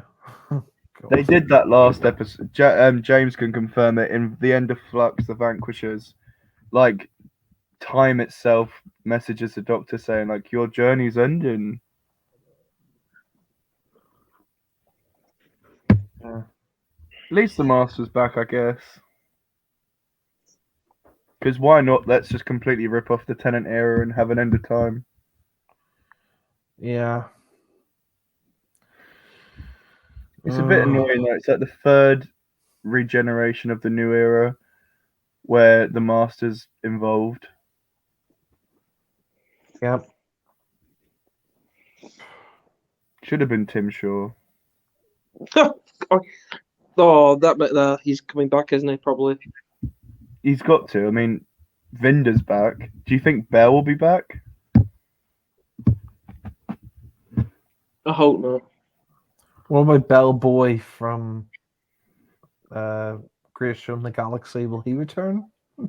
Space Pirates? No, in Chibnall. Oh. Well, let's get Milo Clancy back from Space Pirates. Let's get Marco I mean, Polo. that's the only thing this episode's done. It is now the worst pirate episode of Doctor Who ever. It used to be the Space Pirates, followed closely by the Matt Smith shit one. The Ghost one. Now this one is the worst one. So the Space Pirates is now no longer the worst. It's the second worst. You know what? Oh, sorry, go on. I was going to say, James, The Smugglers isn't as boring as this story.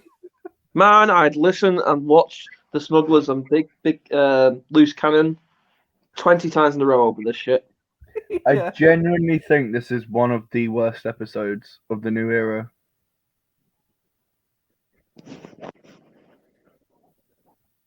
I never thought I would see a day where Hungry Earth, Stolen Earth was the best Silurian Sea Devil story of the modern era. Yeah. Although I will say, credit where credit's due, the guy that played the Sea Devil was pretty good. Yeah. I was surprised they didn't just make Nick Briggs do the voice. Exactly. But I bet Russell's just like so happy that it's so shit.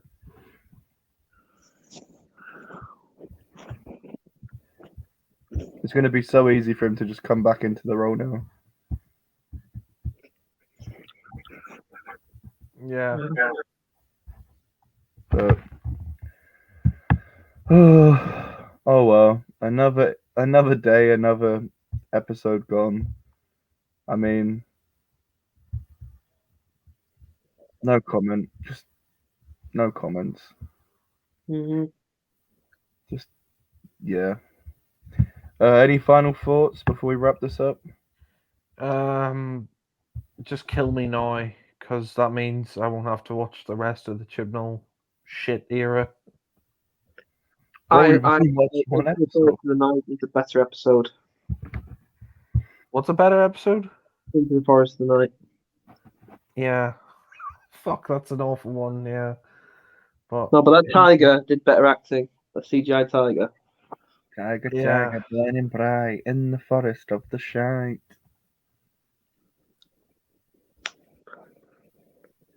The only way this could have been worse if Ryan was in it. Can you imagine if Ryan was in it? God, he would have been so sexually harassing the females in this. Probably Yaz as well. And the Sea Devil. And the Sea Devils. Oh, yeah, the Sea Devil just starts touching Ryan's torso. Oh, you have very strong muscles, yes. You are a specimen. Yes.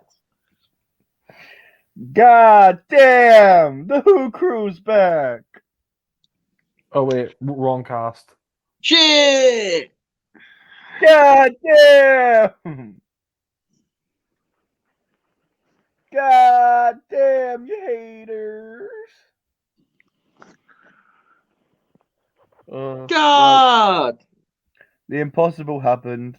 I brought back this fucking show after 5 goddamn years when I was cancelled by the haters. He's back on the air. Guess who? I got a whole freezer full of popsicles. YMCA is for to stay at the YMCA.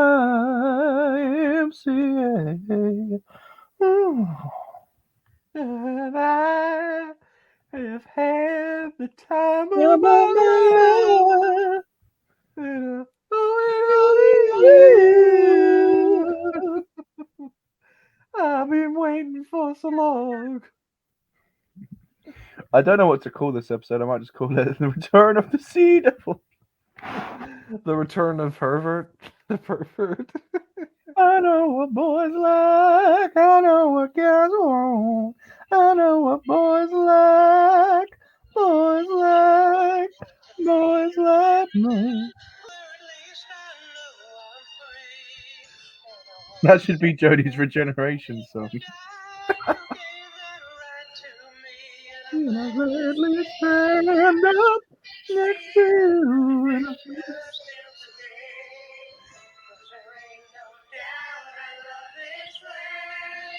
The only way this episode could have been improved if they played I am sailing, you are sailing with the Sea Devils. They lost guns. They should all just They sing tried drums. Can't sing it. to fire cannonballs at a ship which was flying in the air above the cannonball. It would have been better if they had that ship from Game of Thrones, and that guy that wanted to rape Cersei turns up. For some reason I thought, yeah, the pirate guy was going to come in, the Golden Company. I don't know, just everything was going to come in. Well, after 5 years, I'm glad we returned to watch that brilliant episode. And the Merker was the best part. Shocking. I was hardly in it. Yeah. We can go back and tell ourselves. Everyone was like, shit, I've made the Merker good. No, I can't do anything.